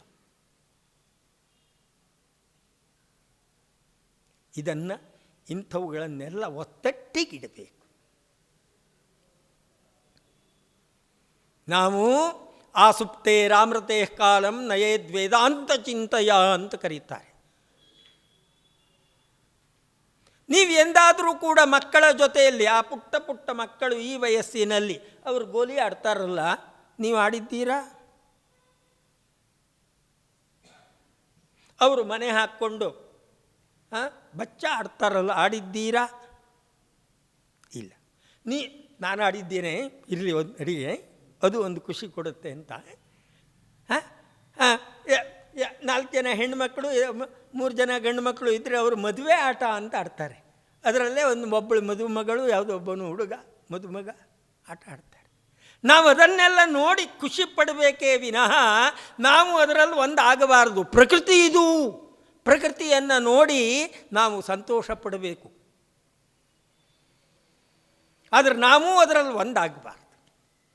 ಹಾಗೆ ಸಂಸಾರ ಇದೆಯಲ್ಲ, ಸಂಸಾರವನ್ನು ಸ್ಪಷ್ಟವಾಗಿ ನಾವು ಪ್ರತಿ ಒಂದು ಸಮಯದಲ್ಲೂ ಕೂಡ ವಿವೇಚನೆ ಮಾಡುತ್ತಾ ಇದರ ಯೋಗ್ಯತೆ ಎಷ್ಟು ಅಂತ ತೀರ್ಮಾನಕ್ಕೆ ಬರುತ್ತಾ ನಾವು ಅದಕ್ಕಿಂತ ಬೇರೆಯಾಗಿ ನಾವು ದರ್ಶಕರಾಗಬೇಕೇ ವಿನಃ ನಾವು ಅದರಲ್ಲಿ ಒಂದಾಗಬಾರ್ದು. ಈ ಒಂದು ವಿಚಾರವನ್ನು ಕ್ರಮೇಣ ಅಂತರಂಗದಲ್ಲಿ ಲೀನವಾಗುವ ಅಂತರಾತ್ಮನ ದರ್ಶನದ ಕಡೆಗೆ ಮನಸ್ಸನ್ನು ಲಯಗೊಳಿಸುವ ವಿಧಾನವನ್ನು ಉಪನಿಷತ್ತುಗಳು ತಿಳಿಸಿಕೊಡ್ತಾ ಇವೆ ಎನ್ನುವುದನ್ನು ಪ್ರಪ್ರಥಮವಾಗಿ ತಿಳಿಸಿದವರು ಭಗವತ್ಪಾದರು. ಇದರ ಜೊತೆಗೆ ಫೆಬ್ರವರಿ 2ನೇ ತಾರೀಕಿನ ದಿನ ಭಗವತ್ಪಾದರ ಸ್ತೋತ್ರ ಸಾಹಿತ್ಯದ ವೈಶಿಷ್ಟ್ಯ ಎಷ್ಟು ಮೇಲುಮಟ್ಟದ್ದು ಅನ್ನುವುದನ್ನು ಸ್ವತಃ ನಾನು ಅನುಭವಿಸುತ್ತಾ ನಿಮ್ಮ ಅನುಭವಕ್ಕೂ ತರುವಲ್ಲಿ ಪ್ರಯತ್ನಿಸುತ್ತಾ ಸಫಲನಾಗುತ್ತೇನೆ ಎನ್ನುವ ವಿಶ್ವಾಸದೊಂದಿಗೆ ಭಗವತ್ಪಾದರ ಸ್ತೋತ್ರ ಅಂದರೆ ಊಹಿಸಲಿಕ್ಕೆ ಸಾಧ್ಯ ಇಲ್ಲ. ಸೌಂದರ್ಯ ಲಹರಿ, ಶಿವಾನಂದ ಲಹರಿ, ಆನಂದ ಲಹರಿ, ವಿಷ್ಣು ಷಟ್ಪದಿ, ಲಕ್ಷ್ಮೀ ನರಸಿಂಹ ಸ್ತೋತ್ರ, ಶ್ರೀರಾಮ ಭುಜಂಗ ಸ್ತೋತ್ರ, ಈ ರೀತಿ ಎಷ್ಟು ಸ್ತೋತ್ರಗಳು. ನಿಮಗೆ ಯಾವ ದೇವರ ಮೇಲೆ ಇಷ್ಟ ಇದೆ ರೀ, ಅದ್ರ ಸ್ತೋತ್ರ. ಆ ಶಬ್ದಗಳ ಜಾಲ, ಶಬ್ದಗಳ ಸಂಯೋಜನೆ, ಆ ಮಾಧುರ್ಯ, ಆ ಲಲಿತ ಪದಗಳ ವಿನ್ಯಾಸ, ಐಗಿರಿ ನಂದಿನಿ ನಂದಿತ ಮೇದಿನಿ, ಏನ್ರಿ ಶಬ್ದಗಳು, ನೀವು ಊಹಿಸ್ಲಿಕ್ಕೆ ಸಾಧ್ಯ ಇಲ್ಲ. ಹೀಗೂ ಒಂದು ಇರಬಹುದೇ? ಬಹುಶಃ ಶಂಕರರ ಹೊರತಾಗಿ ಇನ್ಯಾರೂ ಸಹ ಇಲ್ಲಿಯವರೆಗಿನ ಸಾಹಿತ್ಯಕಾರರಲ್ಲಿ ಅಷ್ಟು ಮಧುರ ಪದವಿನ್ಯಾಸ, ಅನಾವಶ್ಯಕವಾದ ಶಬ್ದಗಳ ಸಂಯೋಜನೆ ಇಲ್ಲದ ರಚನೆಗಳು ಎಲ್ಲ ಭಾಷೆಯಲ್ಲೂ ಬಂತು. ಎಲ್ಲ ಕಡೆಗೆ ಅನಾವಶ್ಯಕವಾದ ಶಬ್ದ ಸಂಯೋಗವೇ ಇಲ್ಲ. ಹಾಸ್ಯಕ್ಕೆ ಹೇಳ್ತಾರೆ ಚವೈತು ಹಿ ಅಂತ, ಸಂಸ್ಕೃತದಲ್ಲಿ ಒಂದು ಗಾದೆ ಇದೆ. ಎಲ್ಲಿ ಶಬ್ದ ಗೊತ್ತಾಗೋಯಿಲ್ಲೋ ಅಲ್ಲಿ ಚವೈತು ಹಿ ಯಾವುದಾದ್ರು ಒಂದು ಶಬ್ದ ಹಾಕ್ಕೊಂಡು ರಚನೆ ಮಾಡಿ ಇಟ್ಟುಬಿಡೋದು. ಇಲ್ಲ, ಪ್ರತಿ ಒಂದು ಶಬ್ದವೂ ಕೂಡ ಅಲ್ಲಿ ಅದರ ಅವಶ್ಯಕತೆ ಇದೆ. ಅದು ಇಲ್ಲ ಅಂತಂದರೆ ಅದು ಚೆನ್ನಾಗಿ ಕಾಣೋದಿಲ್ಲ, ಪೂರ್ತಿ ಭಾವವನ್ನು ಕೊಡೋದಿಲ್ಲ. ಈ ರೀತಿಯಾದ ಬರವಣಿಗೆ ಅದನ್ನು ಕೊಟ್ಟವರು ಹೀಗೆ ಮಾಡಿ, ಇದಿಷ್ಟರ ಜೊತೆಗೆ ಕೆಲವ ಸತ್ಯವನ್ನು ಹೇಳಲೇಬೇಕು.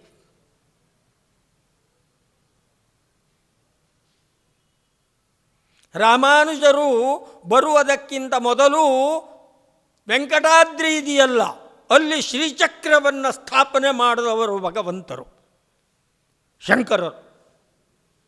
ಅದರ ಮೇಲೆ ರಾಮಾನುಜರು ವೆಂಕಟರಮಣನ ವಿಗ್ರಹವನ್ನು ಇಟ್ಟಿದ್ದಾರೆ. ನೀವು ಕೇಳಿ ನೋಡಿ, ತಿರುಮಲೇಶ್ವರ ಪತಿ ಶಬ್ದ ಇದೆಯಲ್ಲ, ಈಶ್ವರನಿಗೇ ಹೆಚ್ಚಾಗಿ ಉಪಯೋಗಿಸುವ ಶಬ್ದ ಗೊತ್ತೇನು?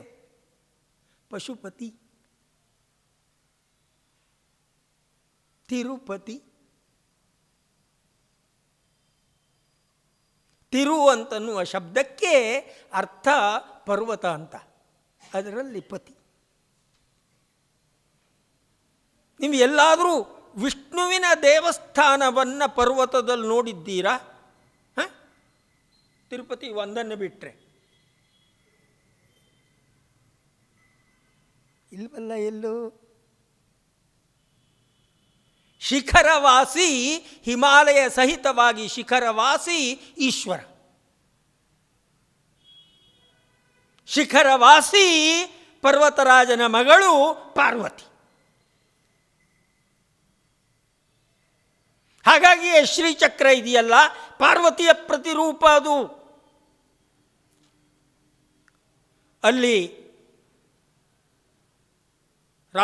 ರಾಮಾನುಜಾಚಾರ್ಯರು ಬಂದ ಮೇಲೆ ವೆಂಕಟರಮಣನ ಪ್ರತಿಷ್ಠಾಪನೆ. ಉಡುಪಿಯಲ್ಲಿ ಅನಂತನ ದೇವಾಲಯ ಇರೋದು ಮೂಲದಲ್ಲಿ.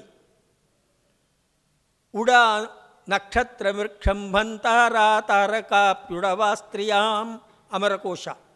ಉಡು ಅಂದರೆ ನಕ್ಷತ್ರ ಅಂತ ಅರ್ಥ. ಉಡುವನ್ನ ಪತಿ, ನಕ್ಷತ್ರಗಳಿಗೆ ಪತಿ ಯಾರು? ರಾಜ ಚಂದ್ರ. ಚಂದ್ರಧರ ಯಾರು? ಈಶ್ವರ. ಈಶ್ವರನ ದೇವಸ್ಥಾನ ಅಲ್ಲಿದ್ದದ್ದು. ಅನಂತೇಶ್ವರ ಅಂತ ಕರೀತಾರೆ ಈಗ ಅವರು. ಕೊನೆಗೆ ಕೃಷ್ಣನ ಪ್ರತಿಷ್ಠಾಪನೆಯನ್ನು ಮಧ್ವಾಚಾರ್ಯರು ಮಾಡಿದ್ದು.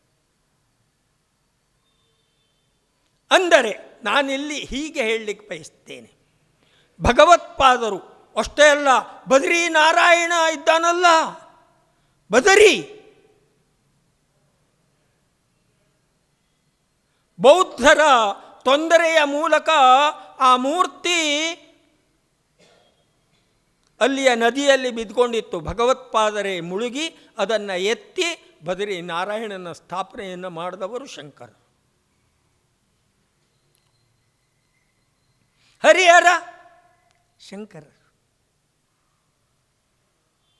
ಕೊಲ್ಲೂರು ಮೂಕಾಂಬಿಕಾ ಶಂಕರರು.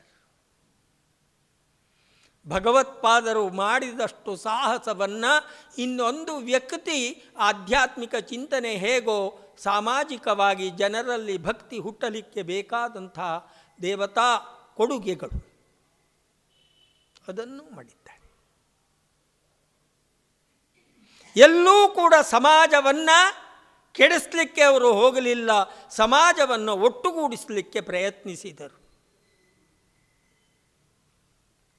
ಆದರೆ ಅವರು ಬಯಸಿದ್ದಿಷ್ಟು ಸ್ವಧರ್ಮೇ ನಿಧನಂ ಶ್ರೇಯ ಅನ್ನುವ ಗೀತಾ ವಾಕ್ಯ ಹೇಗಿದೆಯೋ ಹಾಗೆ ನಿಮ್ಮ ನಿಮ್ಮ ಆಚಾರ ವಿಚಾರ ಸಂಸ್ಕಾರಗಳೇನಿದೆಯೋ ಅದನ್ನು ಹಿರಿಯರಿಂದ ಬಂದದ್ದನ್ನು ಪಾಲಿಸುತ್ತಾ ಆಧ್ಯಾತ್ಮಿಕ ಚಿಂತನೆಯ ಕಡೆಗೆ ನಿಮ್ಮ ಒಲವು ಹೆಚ್ಚಾಗಲಿ ಎನ್ನುವ ಮಾರ್ಗದರ್ಶನವನ್ನು ಮಾಡಿ ಕೇದಾರದಲ್ಲಿ ತಾವು ಮುಂದೆ ಐಕ್ಯರಾದರು. ಕೇದಾರನಾಥನ ದರ್ಶನವನ್ನು ಮಾಡಿ ಹಿಮಾಲಯದಲ್ಲಿ ಸೇರಿದರು. ನೋಡಿ, ಎಂಥ ಒಂದು ಸಣ್ಣ ಸ್ವಾರಸ್ಯ ತೋರಿಸ್ತೀನಿ ಇದರಲ್ಲಿ. ತ್ರಿವೇಣಿ ಸಂಗಮ ಪ್ರಯಾಗ ನಮ್ಮ ನಿಮ್ಮ ತಲೆ ಅಂತ ಇಟ್ಕೊಳ್ಳೋಣ. ಅಲ್ಲಿಂದ 200 ಕಿಲೋಮೀಟರ್ ಕೆಳಗೆ ಕಾಶಿ ನಮ್ಮ ನಿಮ್ಮ ಎದೆಯ ಭಾಗ ಅಂತ ಇಟ್ಕೊಳ್ಳೋಣ. ಅಲ್ಲಿಂದ 200 ಕಿಲೋಮೀಟರ್ ಕೆಳಗೆ ಗಯಾ, ವಿಷ್ಣುವಿನ ಪಾದ ಅಂತ ಕರೀತಾರೆ. ಒಂದು ವ್ಯಕ್ತಿ ಮನುಗಿದ್ದಾನೆ ಅಂತ ಆದರೆ ಒಂದೆಡೆಗೆ ಸತ್ವರಜಸ್ತಮೋ ಗುಣ, ಇನ್ನೊಂದೆಡೆಗೆ ಶುದ್ಧ ಚೈತನ್ಯ, ಮತ್ತೊಂದೆಡೆಗೆ ಪಾದ. ನೋಡಿ, ನಾವು ಈ ಹಿಮಾಲಯದ ಕಡೆಗೆ ಪ್ರಯಾಣವನ್ನು ಮಾಡಬೇಕು ಅಂತ ಆದರೆ ಹರಿದ್ವಾರ ಅಂತ ನೀವು ಕೇಳಿದ್ದೀರ. ಹರತೀತಿ ಹರಹ, ಹರತೀತಿ ಹರಿಹಿ ಒಂದೇ ಕ್ರಿಯಾಪದದಿಂದ ತಯಾರಾದದ್ದು.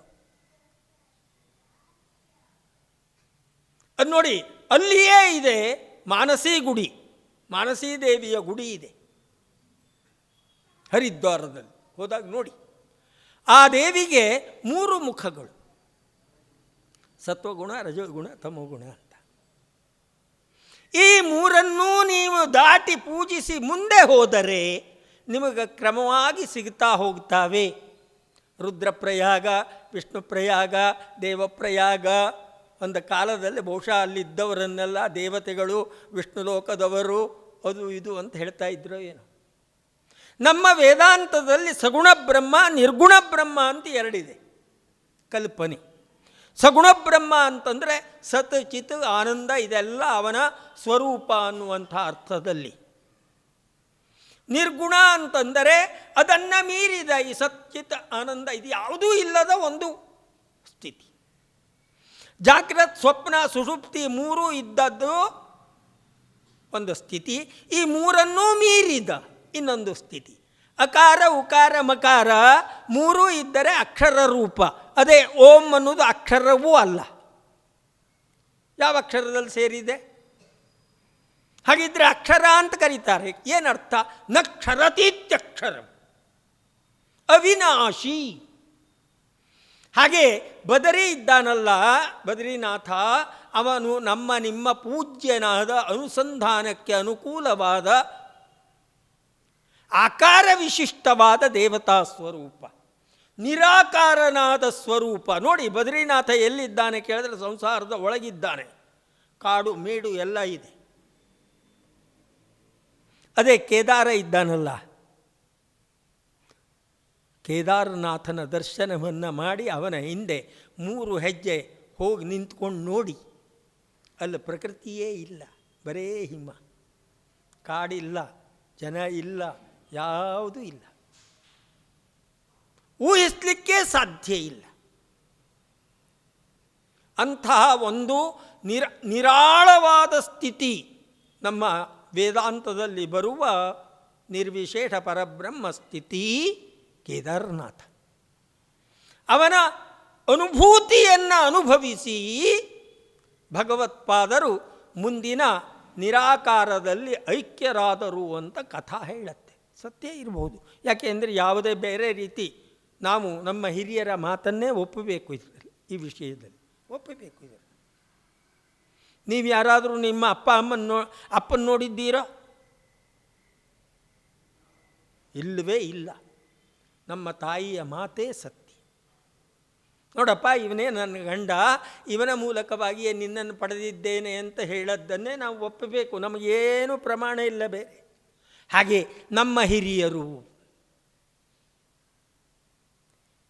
ನಮ್ಮ ವಿವೇಕಕ್ಕೆ ವಿರುದ್ಧವಿಲ್ಲದ, ವಿರೋಧವನ್ನು ಮಾಡದ ಚಿಂತನೆಯನ್ನು ಕೊಟ್ಟಾಗ ನಾವು ಅದನ್ನು ಒಪ್ಪಬೇಕು. ಹಾಗೆಯೇ ಭಗವತ್ಪಾದರು ಕೇದಾರನಾಥನಲ್ಲಿ ದರ್ಶನವನ್ನು ಮಾಡಿ ಮುಂದಿನ ಹಿಮಾಲಯದಲ್ಲಿ ಅವನ ಮೂಲ ಸ್ವರೂಪದಲ್ಲಿ ಲೀನರಾದರು ಅಂತ ಹಿಂದಿನಿಂದ ಒಪ್ಪಿಕೊಂಡು ಬಂದಿದ್ದೇವೆ. ಇದಿಷ್ಟು ಭಗವತ್ಪಾದರ ಬಗ್ಗೆ ನಾವು ಭಾವಿಸಬಹುದಾದಂತಹ ಚಿಂತನೆಗಳು.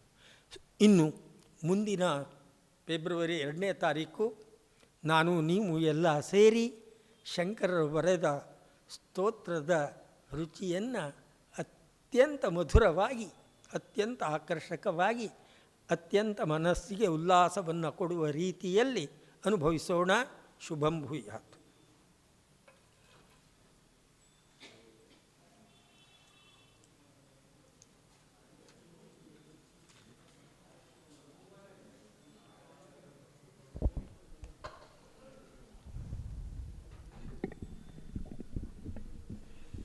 ತತ್ವಧಾರ ಉಪನ್ಯಾಸ ಮಾಲಿಕೆಯ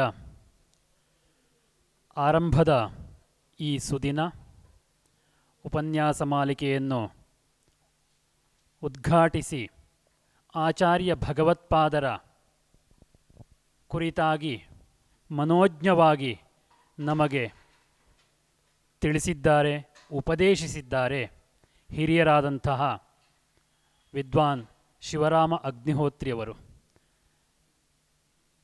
ಆಚಾರ್ಯ ಭಗವತ್ಪಾದರ ಕುರಿತಾಗಿ ಅವರು ಮಾಡಿರುವ ಉಪನ್ಯಾಸಗಳ ಸಂಖ್ಯೆ ಬಹುಶಃ ಅಸಂಖ್ಯೆ.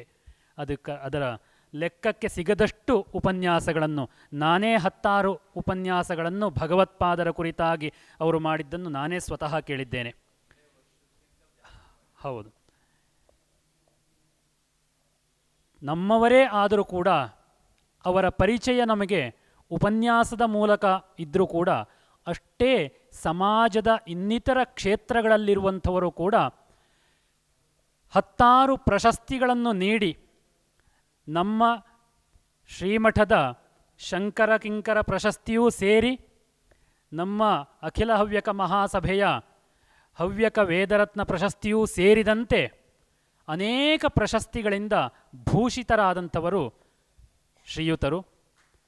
ಅಷ್ಟು ಮಾತ್ರವಲ್ಲದೆ ಶ್ರೀ ಚಾಮರಾಜೇಂದ್ರ ಸಂಸ್ಕೃತ ಕಾಲೇಜಿನಲ್ಲಿ ಸುಮಾರು 30 ವರ್ಷಕ್ಕೂ ಹೆಚ್ಚು ವರ್ಷಗಳ ಕಾಲ ವೇದಾಂತ ಶಾಸ್ತ್ರದ ಗ್ರಂಥಗಳ, ಅತ್ಯಂತ ಕಠಿಣವಾದಂತಹ ಗ್ರಂಥಗಳ ಪಾಠವನ್ನು ಮಾಡ್ತಾ ಇದ್ದಂಥವರು. 2 ಮುಖ, ಒಂದು ಶಾಸ್ತ್ರ ಪಾಠ ಮಾಡುವಂತಹ ಮುಖ, ಇನ್ನೊಂದು ಪ್ರವಚನಗಳ ಮೂಲಕ ತತ್ವವನ್ನು ತಿಳಿಸುವಂಥದ್ದು. ಪಾಠವನ್ನು ಮಾಡುವಂಥವರು ಕೆಲವರಿದ್ದಾರೆ, ಪ್ರವಚನವನ್ನು ಮಾಡುವಂಥವರು ಹಲವರಿದ್ದಾರೆ. ಆದರೆ ಉಭಯತ ಶಾಸ್ತ್ರಗ್ರಂಥಗಳನ್ನು ಪಾಠವನ್ನು ಮಾಡ್ತಾ ಬ್ರಹ್ಮಸೂತ್ರದ ಪ್ರತಿ ಪಂಕ್ತಿಯನ್ನು ಬಿಡಿಸಿ ಭಾಷ್ಯವನ್ನು ವಿವರಣೆ ಕೊಡುವುದಕ್ಕೂ ಸಮರ್ಥರಿರ್ತಾರೆ. ಸ್ತೋತ್ರ ಸಾಹಿತ್ಯದ ಪ್ರತ್ಯಕ್ಷರಕ್ಕೂ ವಿವರಣೆ ಕೊಟ್ಟು ಸಾಮಾನ್ಯವಾಗಿ ತಿಳಿಸುವುದಕ್ಕೂ ಸಮರ್ಥರಿರ್ತಾರೆ. ಕಾರಣವಿಷ್ಟೇ, ತಮ್ಮ 30 ವರ್ಷಗಳಿಗಿಂತಲೂ ಹೆಚ್ಚು ವರ್ಷಗಳ ಕಾಲ ಶಾಸ್ತ್ರಗ್ರಂಥಗಳನ್ನು ವಿದ್ಯಾರ್ಥಿಗಳಿಗೆ ಧಾರೆ ಎರೆದಂತಹ ಮಹಾತ್ಮರು ಇವರು. ಅಷ್ಟು ಮಾತ್ರವಲ್ಲದೆ, ಯಾಕೆ ಅಂತಹ ಮಹಾತ್ಮತೆ ಬಂತು ಎಂಬುದಾಗಿ ನೋಡಿದರೆ, ಅವರ ಗುರುಪರಂಪರೆಯನ್ನು ನೋಡ್ತಾ ಹೋದರೆ, ವಿದ್ಯಾಗುರುಗಳನ್ನು ನಾವು ನೋಡಿದರೆ ಮೈ ರೋಮಾಂಚನ ಆಗಬಹುದು.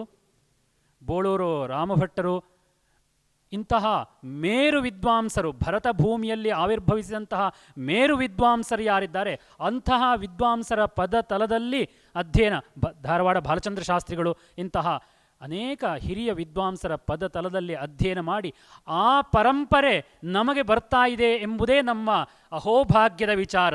ನಾವಿಂದು ಇಲ್ಲಿ ಕುಳಿತು ಪ್ರವಚನವನ್ನು ಕೇಳ್ತಾ ಇದ್ದೀವಿ ಅಂತ ಆದರೆ ಬೋಳೂರು ರಾಮಭಟ್ಟರ ಆ ಮಾತುಗಳೂ ಇದರ ಜೊತೆಯಲ್ಲಿ ಸೇರಿದೆ, ಧಾರವಾಡ ಬಾಲಚಂದ್ರ ಶಾಸ್ತ್ರಿಗಳ ಮಾತುಗಳೂ ಸೇರಿದೆ, ಶಂಕರಾನಂದ ಸ್ವಾಮಿಗಳ ಮಾತುಗಳೂ ಈ ಮಾತುಗಳಲ್ಲಿ ಬಂದಿದೆ. ಅಂತಹ ಆ ಪರಂಪರೆ ನಮಗೆ ಸಿಕ್ಕಿರುವಂಥದ್ದು ನಮ್ಮ ಸೌಭಾಗ್ಯವಾಗಿದೆ. ಆಚಾರ್ಯ ಭಗವತ್ಪಾದರ ಕುರಿತಾಗಿ ಅತ್ಯಂತ ಕಡಿಮೆ ಕಾಲವಿದೆ, ನಮ್ಮ ಸಮಯ ಅತ್ಯಂತ ಕಡಿಮೆ. ಈ ಅಲ್ಪ ಅವಧಿಯಲ್ಲಿ ಸಮಗ್ರವಾಗಿ ಆಚಾರ್ಯರನ್ನು ನಮ್ಮ ಕಣ್ಣ ಮುಂದೆ ತಂದಿರಿಸಿ ಮತ್ತೆ ಪುನಃ ನಮಗೆ ಆರಾಧನೆ ಮಾಡ್ತಾ ಇರುವಂಥ ಸಂದರ್ಭದಲ್ಲಿ ಪುನಃ ನಮಗೆ ಅದನ್ನು ಯೋಚಿಸುವುದಕ್ಕೆ, ಭಜಿಸುವುದಕ್ಕೆ ಅವಕಾಶವನ್ನು ಮಾಡಿಕೊಟ್ಟಂತಹ, ನಮ್ಮನ್ನು ಪ್ರೇರೇಪಿಸಿದಂತಹ, ಆಶೀರ್ವದಿಸಿದಂತಹ ವಿದ್ವಾನ್ ಶಿವರಾಮ ಅಗ್ನಿಹೋತ್ರಿಗಳವರಿಗೆ ಶ್ರೀರಾಮಾಶ್ರಮದ ಸೇವಾ ಸಮಿತಿ ಅಧ್ಯಕ್ಷರಾದಂತಹ ಶ್ರೀಯುತ ರಮೇಶ್ ಹೆಗಡೆಯವರು ಆಗಮಿಸಿ ಅವರನ್ನು ಗೌರವಿಸಬೇಕು ಎಂಬುದಾಗಿ ಪ್ರಾರ್ಥಿಸಿಕೊಳ್ತಾ